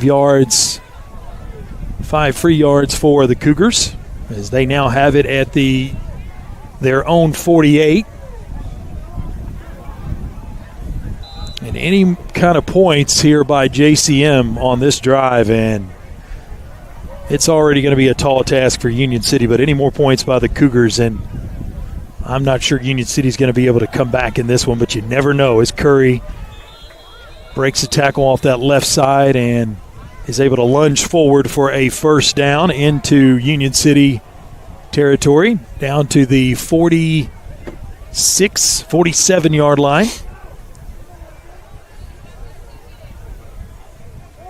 Yeah, first down. And next week, Union City on the road again, back-to-back road games to finish the year. They will not play on Halloween night. They'll play. Yeah, it's an odd night, right? They'll play on Thursday. You gonna be able to make it? I'm going to be in Eastern Illinois. Oh, I was just teasing. So you really aren't going to be there? I'm going to be in Charleston, and here's the run by Curry again, trying that left side, and he is wrapped up there by Beeler. Cameron Beeler on the stop. So that pizza that you and I shared at halftime, that's kind of like our the Last Supper send-off, because I'll be on the bench this year for basketball. You'll be up there without me. Yep, I will be in Charleston for UT Martin at Eastern Illinois on Saturday, going up for volleyball and cross country. So up there for Thursday and Friday. It's part of the deal. 2nd and 5. Fakes the handoff. Williams throws it and had a man wide open in the flat, but he fell down and the pass was behind him. Incomplete, trying to find his tight end over there, Eckford, who's been a big player for this team all night, offensively and defensively. 10-10 to play here in the fourth quarter, and it's 3rd and 5. JCM really has, I don't really go too far as to say they've sat on it here in the second half, Coach, but they've not eased up on the throttle. They've eased up on the throttle a little bit, but they have also made some mistakes. We've seen a fumble. We've seen some drop passes. Williams turns around, hands it to the back, who is going to have another first down inside of the 35, and finally taken down at the 32. Yeah, about a 10-yard pickup on that 3rd down run. Thompson in on the stop along with Jenkins. Also at the bottom of that pile for Union City is Ethan Rogers. So we go under 10 minutes to play.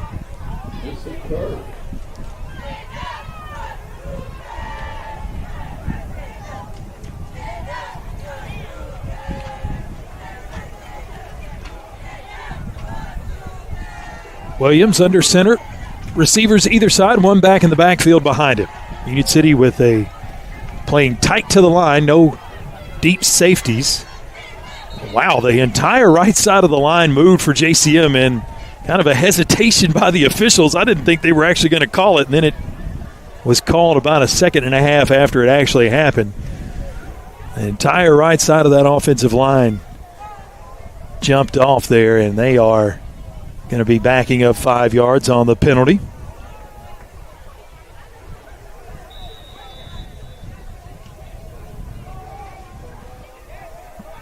We'll give you some scores from around the area as we go through the fourth quarter here.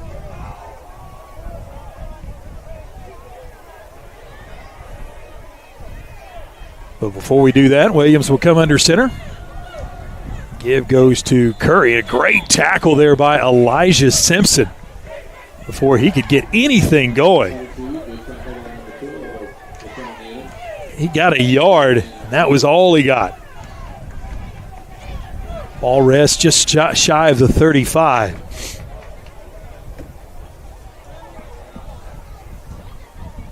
Lexington in the third quarter dominating Hardin County 35-0.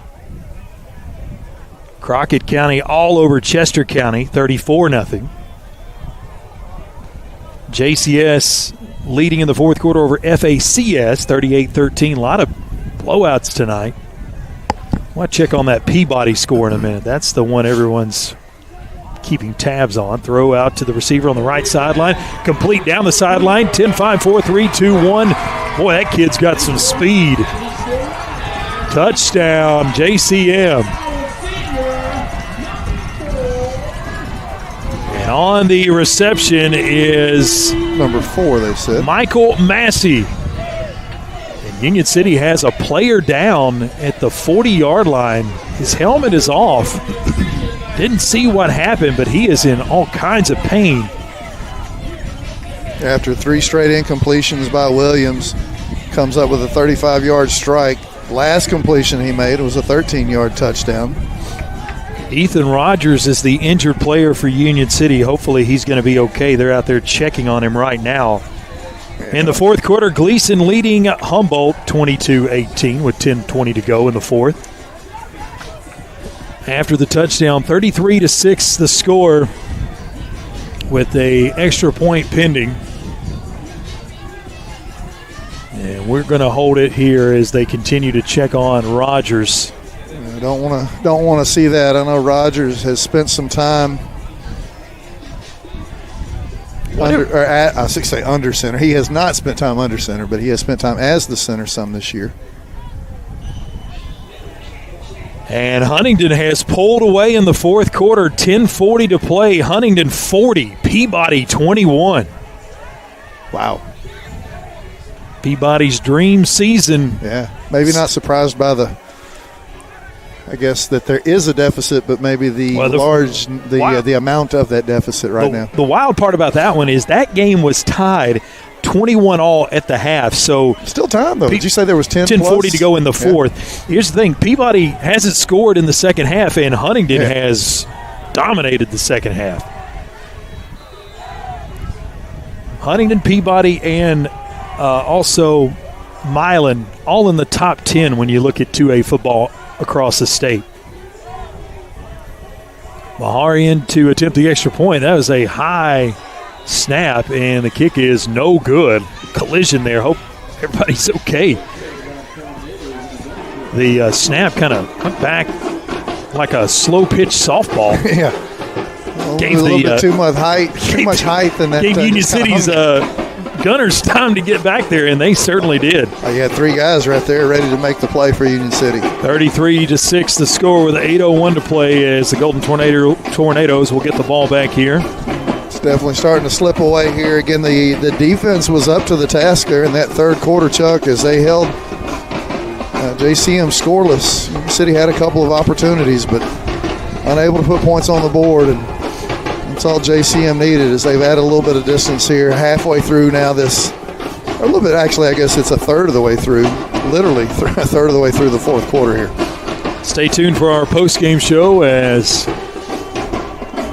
Coach Eddie Suter will make his way down to the field to talk to head coach Nick Markle about tonight's performance. We're still about 8 minutes in gameplay away from that. Kickoff is a deep kick that will go inside of the 10, fielded there by Small. 10, 15, and loses his footing and goes down right there at the 15. First and 10 for Union City. And either we're in a running clock situation or they're just running the clock. I'm not sure. Because we saw it run a couple of times. They didn't run it at halftime. No, they're now trying to get them to stop the clock. You remember they didn't run it at halftime. No, they didn't run it at halftime. In fact, they put 15 minutes on the board, left it on there for about 5, and then they decided to put 20 on it and then start it. No, I caught it.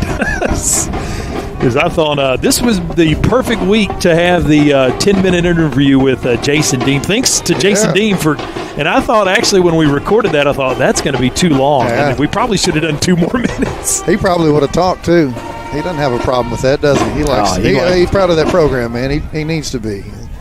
Every reason to talk about that bunch. No, I told him when I walked in, I said, I'm going to ask you the tough questions. He said, what tough questions? We're having a good year. Yeah. I said, I'm just giving you a hard time. 7:43 to go here in the fourth quarter. Union City takes over on their own 15, first and 10, and a timeout.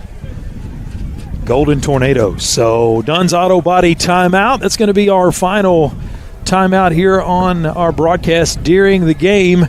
And we'll take it with them as Union City heads to the sideline to talk about it. 33-6, JCM leading here in the fourth. And you're listening to it all from the Herman Jenkins Motors broadcast booth on Froggy 99.3 and RadioNWTN.com.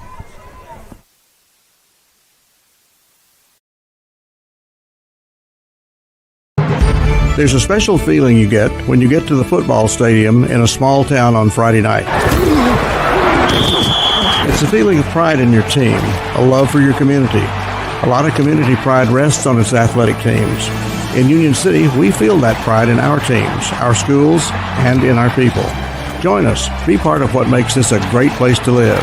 A tradition of excellence in academics and athletics from the city of Union City.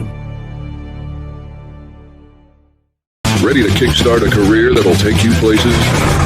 Roadrunner Driving School is here to help you earn your CDL and hit the road in the right direction. Located at 106 Industries Park Drive in Sharon, Tennessee, Roadrunner Driving School offers an in-depth hands-on training curriculum that prepares you for an exciting career in the trucking industry. Learn how to drive a Class A commercial vehicle today. Call us at 731-456-2008 to earn your CDL in just 3 weeks. Let Roadrunner Driving School put you in the driver's seat. Union City with a heave down the sideline. Adrian Crawford goes up for it, but could not come down with it incomplete. It's 2nd and 10. So now, as the game gets into its waning moments, Union City having to go to the air exclusively. Yeah, a little bit more than probably more than we wanted to here tonight. Thompson under center. And this will be a run coming near side. That's Crawford. And he is, fumble on the play. It goes backwards, and JCM has it at the 10-yard line. That's what I'm saying. He always has that look like he's going to plant his foot and either make a cutback or stop and throw the ball down the field. But that time when he planted, Detrell Kenny came up and ripped it out. And it'll be 1st and goal for JCM.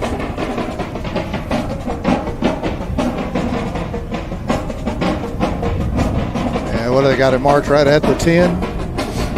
Right at the 10-yard line. Again, unfortunately, possible easy-ish scoring opportunity here for JCM. They'll send one receiver out to the far side of the formation. Williams has been in the shotgun most of the first half, and here in the second half, he's gone under center a whole lot more. Yeah, I think probably because they've been going to the run game a little bit more. And here's the give up the middle and going into the end zone for a touchdown. And I think that's going to be Curry. Wow, they turned out every light in the building. I guess that's intentional. It hadn't gotten... Well, the good thing about LED lights is you don't have to wait for them to warm back up. Yeah, who'd you give that touchdown run to? I think that was Curry again. Just almost impossible to see their numbers that far down the field with the dark green on black. Yep. But Curry's been in there at times. They may have snuck somebody else in there. Unsportsmanlike conduct penalty going against Union City after the play. I thought it was going to be for turning the lights out. And will be assessed. Oh, it looks like it may be. He pointed both ways that time, so it may be offsetting. Look here, see? That's probably what happened earlier. We just don't know. Snap, set, kick on the way, and it is good. All the lights go out again. And it is now 40-6 Cougars with 7:10 to play.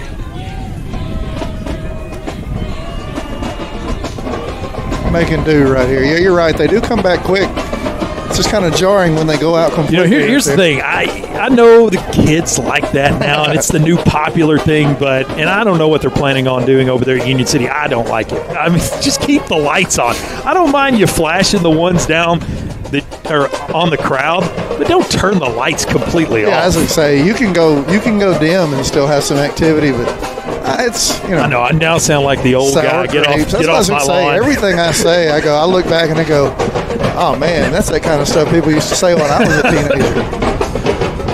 I'll say this, if you're out there listening, I know people like to roll my house. I don't like it when they tear the little toilet paper off in the yard. I'm going to say what it is. That's punk move stuff, man. That's punk stuff. Get up there and get in the trees. I'm not going to comment. I'm not going to comment get because all my stuff out there. But leave my son's pumpkin alone and don't drop the little pieces because they're hard to get off the ground. I may or may not have dodged that this year to this point. There's still time. I'll be on guard tonight, tomorrow night. I'll promise you that. I know somebody with fireworks if you want to use them, but it gets kids off the line. I'm kidding. I've never shot fireworks at people. I've thought about it. Kick goes through the end zone. I guess that was assessed against Union City since they did kick it off there at midfield. So it goes through the back of the end zone. He did point both ways the second time, so I don't know at this point. You don't need to know, man. So Union City will have it here. 1st and 10 on their own 20. Wind picking up again, of course. Good news for you. You're going to go down there and interview Coach and just head for the exit as soon as you're done. That's the good news, and we'll get it packed up. Any of that. They have started the clock, so I guess we're in a running clock situation now. 33-point game. Usually get to 35-ish. Probably has to do with how many scores ahead the leading team is going to tuck it and run. 30, 35, and he takes a big shot there, but he also delivers one. I was going to say, he gave a pretty good shot. Got one, but he delivered one too, and that was Massey, Tavarius Massey on the tackle. It's 16, 17 yards, I think, for Thompson. Herman Jenkins Motors first down. Give him 61 yards now on the night. The cheerleaders are throwing footballs. Check out their form. Check out their form. 37-yard line, 1st and 10 for the Golden Tornadoes. I'm excited about coming back here in a couple years and seeing what this is turned into. Finished product. Because right now it's Did you look for the bathroom? I did check out a porta potty during halftime. It wasn't bad. I thought I'd get over there and there'd be a line. It wasn't bad. And that's no shade to them. It's just not done.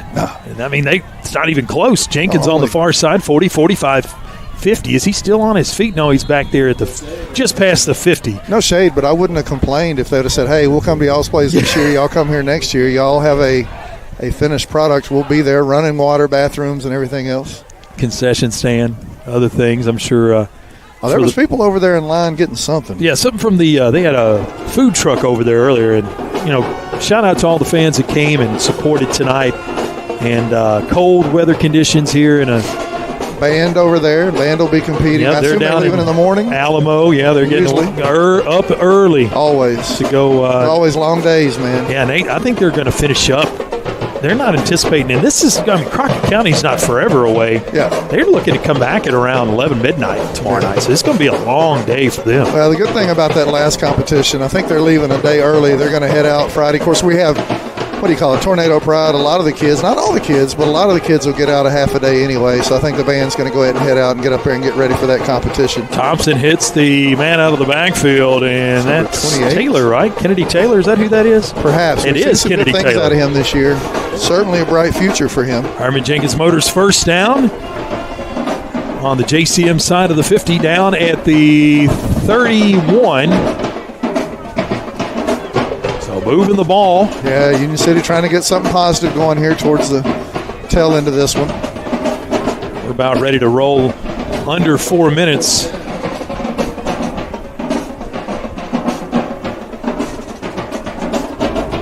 Coach, I know when you need to get out of here, go ahead and go because you've got to make your way down the ladder. So 4 minutes. I told you I'd have you some stats ready first.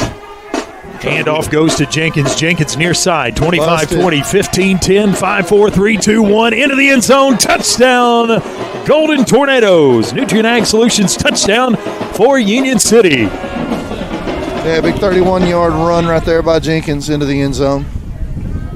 So I was going to say, the end result is we're pretty much in the books, know where this one's going to head, but just want to get something positive going here, maybe get a little momentum going into next week. So 39-12, and we'll see the extra point here by Union City as they have stopped the clock with 3:53 to go. And the extra point is up and good. New score from Hub City Central Stadium. It is JCM 39, Union City 13.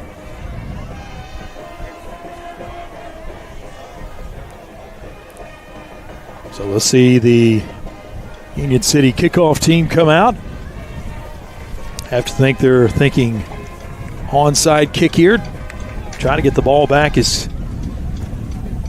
many times as they can. Union City band across the way, trying to get the crowd fired up.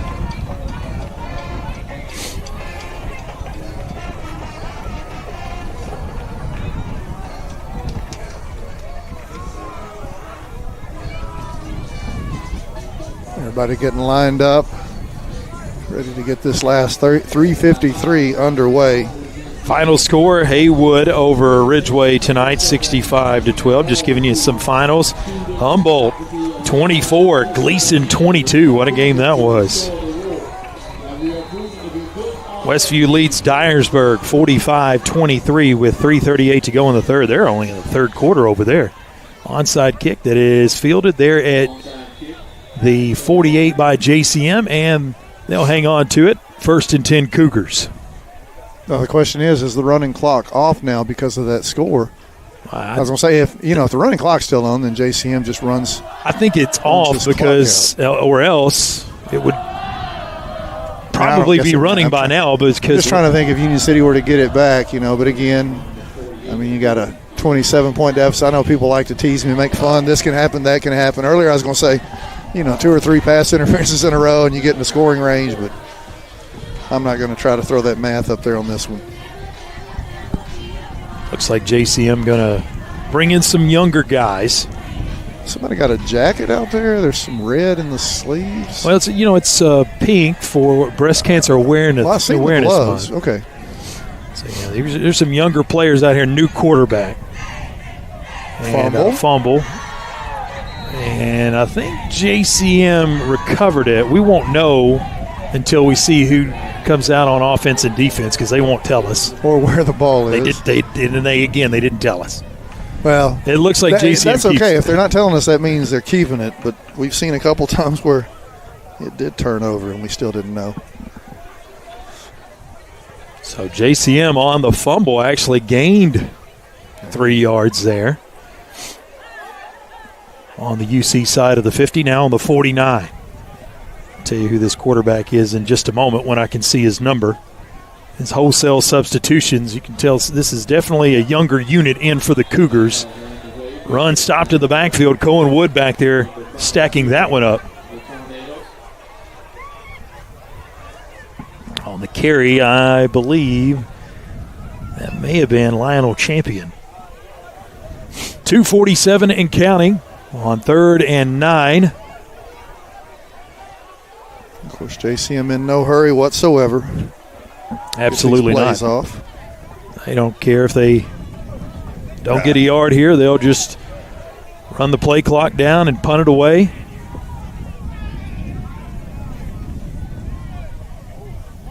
In the gun, quarterback takes a snap.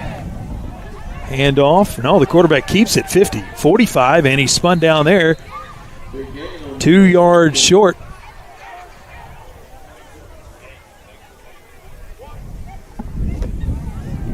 And that is... Oh, they give him. No, it's not a first down. The announcer said, I looked up.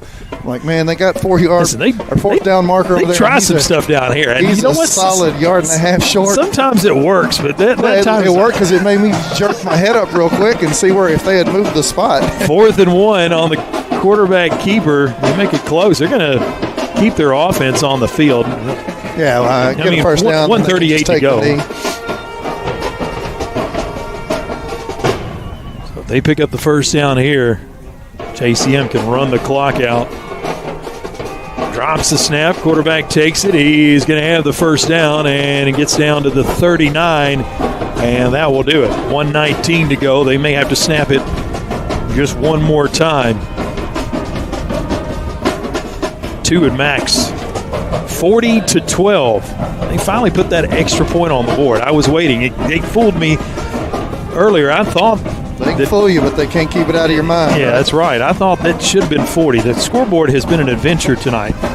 It's 40-13 as well, not 40-12, which is what they got up there. Of course, our producer's doing a great job with his scoreboard on our bug, but their scoreboard is it's been an adventure to say the least.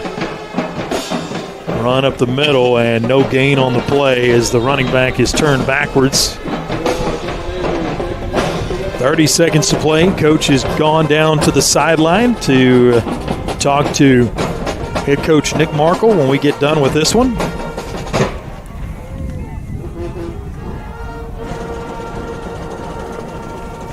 Give you some statistics at the end of this one, and it looks like that is going to be the final score as both teams head to the sidelines. 40-12, or 40-13 rather. It is going to be a win for JCM tonight, and they will more than likely be moving on to the playoffs. And for Union City, they'll have one game left in the season next week against Huntington. Zeros on the board. Both teams out there to shake hands. Let's take a timeout as we move into our postgame show here from the Herman Jenkins Motors broadcast booth on Froggy 99.3 and RadioNWTN.com.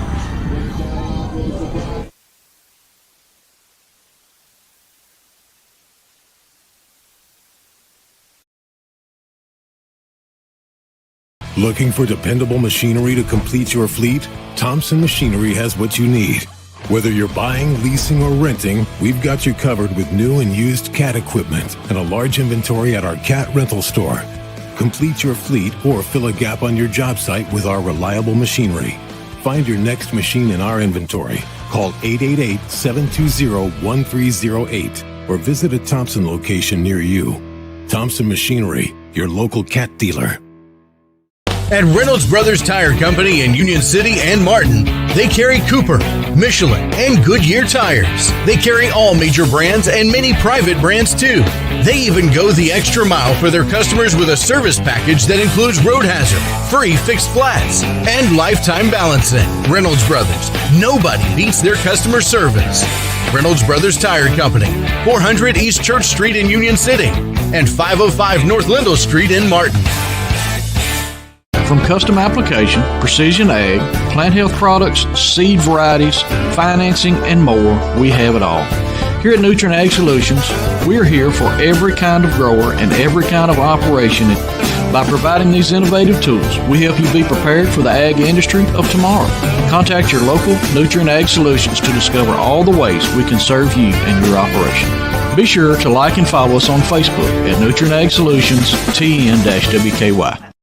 When you're on the hunt for the perfect vehicle, what are the things you're looking for? Is it brand, features, color, size, or something else? The good thing is Herman Jenkins Motors can help you find that vehicle that checks all the boxes for you. With multiple brands to choose from, such as Chrysler, Dodge, Jeep, and Ram, their staff will work hand in hand with you to make the car buying process as easy as possible. And their service department will take good care of your car after the purchase. Visit them today in Union City or online at HermanJenkins.com.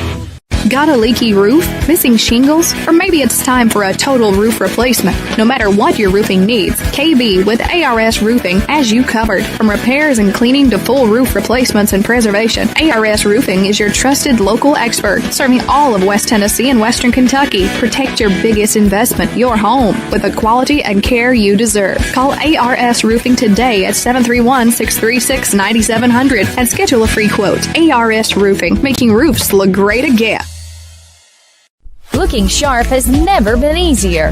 5 Seasons Men's Shop in Union City and Martin has all the brand names he wants. Suits, jackets, sportswear, shoes, and the right accessories. Getting married or going to the prom? 5 Seasons Men's Shop has formal wear that fits perfectly.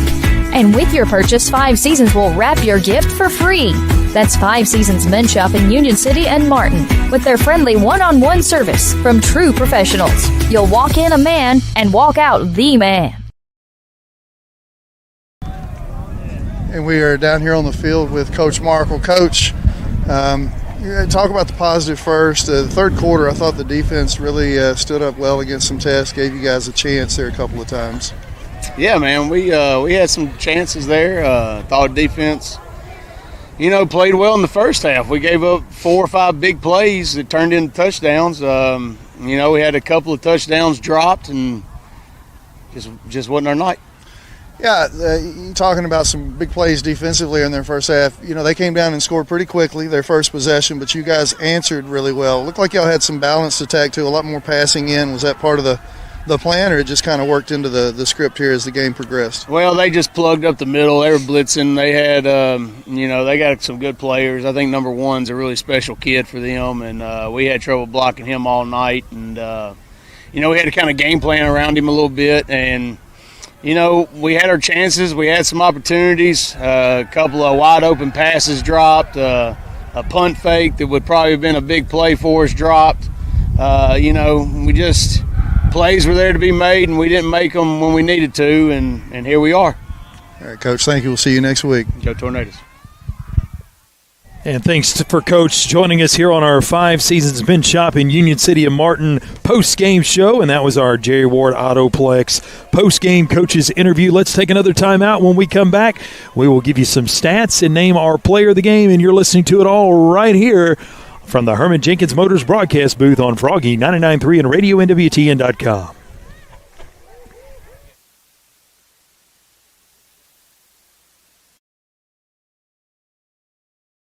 For decades, Commercial Bank and Trust Company has been the bedrock of our community. When it comes to doing business, we have perfected the art. I'm Greg Dozier, and I'm proud to be part of a community bank that prioritizes its customers above all else. To us, you're not just a number, you're family. At Commercial Bank, we promise an experience that leaves you smiling and fully satisfied. Your financial well-being is our top priority, because when it comes to banking, your choice matters. Choose Commercial Bank and Trust Company today. Member FDIC, Equal Housing Lender. Celebrating 45 years in business, E&H Refrigeration is your trained comfort specialist. We are Northwest Tennessee's heating and cooling experts with locations in Martin and Paris. If you're in need of a new Trane HVAC system, we have you covered. Give E&H Refrigeration a call today in Martin at 731-587-9675 or in Paris at 731-407-9121. Let us bring you comfort you deserve with the quality you count on. E&H Refrigeration, your Trane dealer. A good foundation. At Allen Searcy Builder Contractors, they know that it's the essential part of having a successful project, but it's also an important element in each relationship with their clients. Understanding and protecting the interests of each business they serve is why Allen Searcy continues to be the source for major commercial projects in our area for over 40 years. Allen Searcy Builder Contractors can help you with your project from concept and design all the way to construction. Call 885-7633 or go to allensearcy.com. Northwest Tennessee and Western Kentucky, it's time for a career change, and we know the perfect place for you. Tyson Foods in Obion County. Tyson Foods is hiring, and it's easy to apply. Just stop by and see the friendly staff at the Tyson Foods Hiring Center in Union City. Tyson is currently hiring for general production and many other positions, and they are looking to fill all shifts. Come see the team at the Tyson Hiring Center, located off Reelfoot Avenue in Union City. The Hiring Center is open Monday through Friday from 8 to 5. Come be a part of the Tyson team. Tyson Foods is an equal opportunity employer, including disability and veterans. At Jerry Ward Autoplex, we want you to drive home the best vehicle at the best price. And did you know many of our vehicles are factory program vehicles that manufacturer employees drove for a year or less? These are trusted, basically new vehicles at pre-owned prices. We got a great family vehicle, plenty of room, with low miles, still under warranty, at a very affordable price. Like I always said, don't dream it, drive it.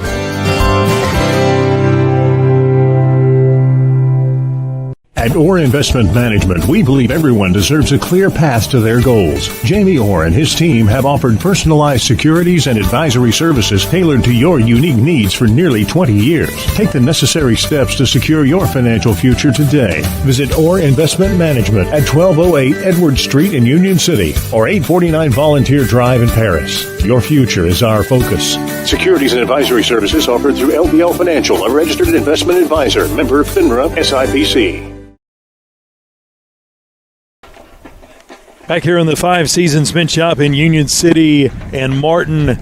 Post-game show, 40-13, the final score. JCM here winning as they have downed Union City in the next to last regular season game of the season. Now, don't forget Union City on the road next week against Huntington. We'll take a look at some of these quick statistics. Coach left them up here, and I'll do the best I can looking over them. And I want to say our game statistics brought to you by Reynolds Brothers Tire Company in Union City and Martin. And for Union City tonight on the ground, Corbin Thompson with 44 yards, 65 yards from Andre Small, and 29 from Rodney Jenkins, and Logan Puckett had a couple yards himself. Union City rushed for 131, passed for 86 for 217. And for JCM, 79 yards from Curry. Bond had 46. And the quarterback Williams had 2. Looks like JCM on the night rushed for 150, passed for 141 for 291 total yards. And I don't have any of the receiving stats here for the receivers, or I'm missing them. But those are your stats for the game. Reynolds Brothers Tire Company in Union City. Martin, thank you for for them sponsoring our stat update, and we'll do our American Roofing Soft Wash ARS Roofing Player of the Game, and we're going to go ahead and give it to Rodney Jenkins, who got it in on that long touchdown run at the end. He had 29 yards on the ground, several tackles and plays on defense, knocked away that pass as a defensive back, so a nice night by him. He'll be our American Roofing Soft Wash ARS Roofing Player of the Game. And before we get out of here on the Five Seasons Men's Shop in Union City and Martin post-game show, wanted to let you know, listen into Tornado Talk Wednesday night, 6 o'clock, presented by E&H Refrigeration. And we'll go through all of our sponsors here if we can get all of our sheets in order. I want to say thank you to Herman Jenkins Motors, Lowrance Sound Company, Larkham Air, Davis Clothing in Lexington, Domino's Pizza in Union City, Tyson Foods of Obion County, Roadrunner Driving School, Home Builders Mart, along with Jerry Ward Autoplex, Meat Shop, First Response Security Services, Dunn's Auto Body, Nutrient Ag Solutions, Commercial Bank and Trust, Reynolds Brothers Tire Company in Union City and Martin, Union City Board of Education, Thompson Machinery, American Roofing Soft Wash ARS Roofing, Five Seasons Men's Shop in Union City and Martin, E&H Refrigeration, Kaiser Pharmacy, Allen Searcy Builders, ATA, and Orr Investment Management, along with the City of Union City. Thank you to all those folks making these broadcasts possible. We will talk to you next Thursday night from Huntington, Tennessee, and listen to us on Wednesday at 6 on Tornado Talk. For my broadcast partner, Eddie Suter, I'm saying good night from the Hub City as Union City falls to JCM 40-13.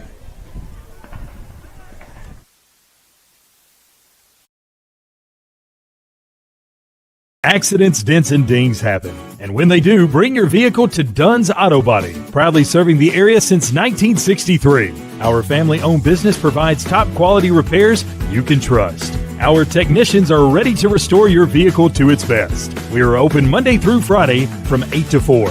Come see us at 1318 Stad Avenue or call us for a quote at 731-885-0535. Dunn's Auto Body. Get it done and get it done right. Ready to kickstart a career that'll take you places?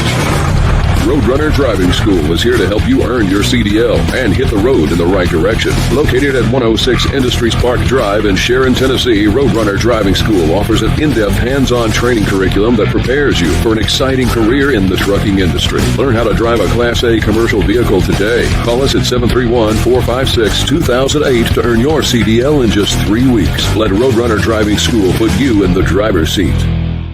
Looking to take your business to the next level? ATA, your trusted tax, advisory, and accounting firm, is here to help. From tax planning to client accounting services to advisory and assurance, ATA has you covered. Contact ATA today at 731-885-3661 or visit ATA.net. With locations across Tennessee, Kentucky, Arkansas, and Mississippi, ATA is ready to serve you wherever you are. Choose ATA for all your accounting needs. Let's amplify your business together.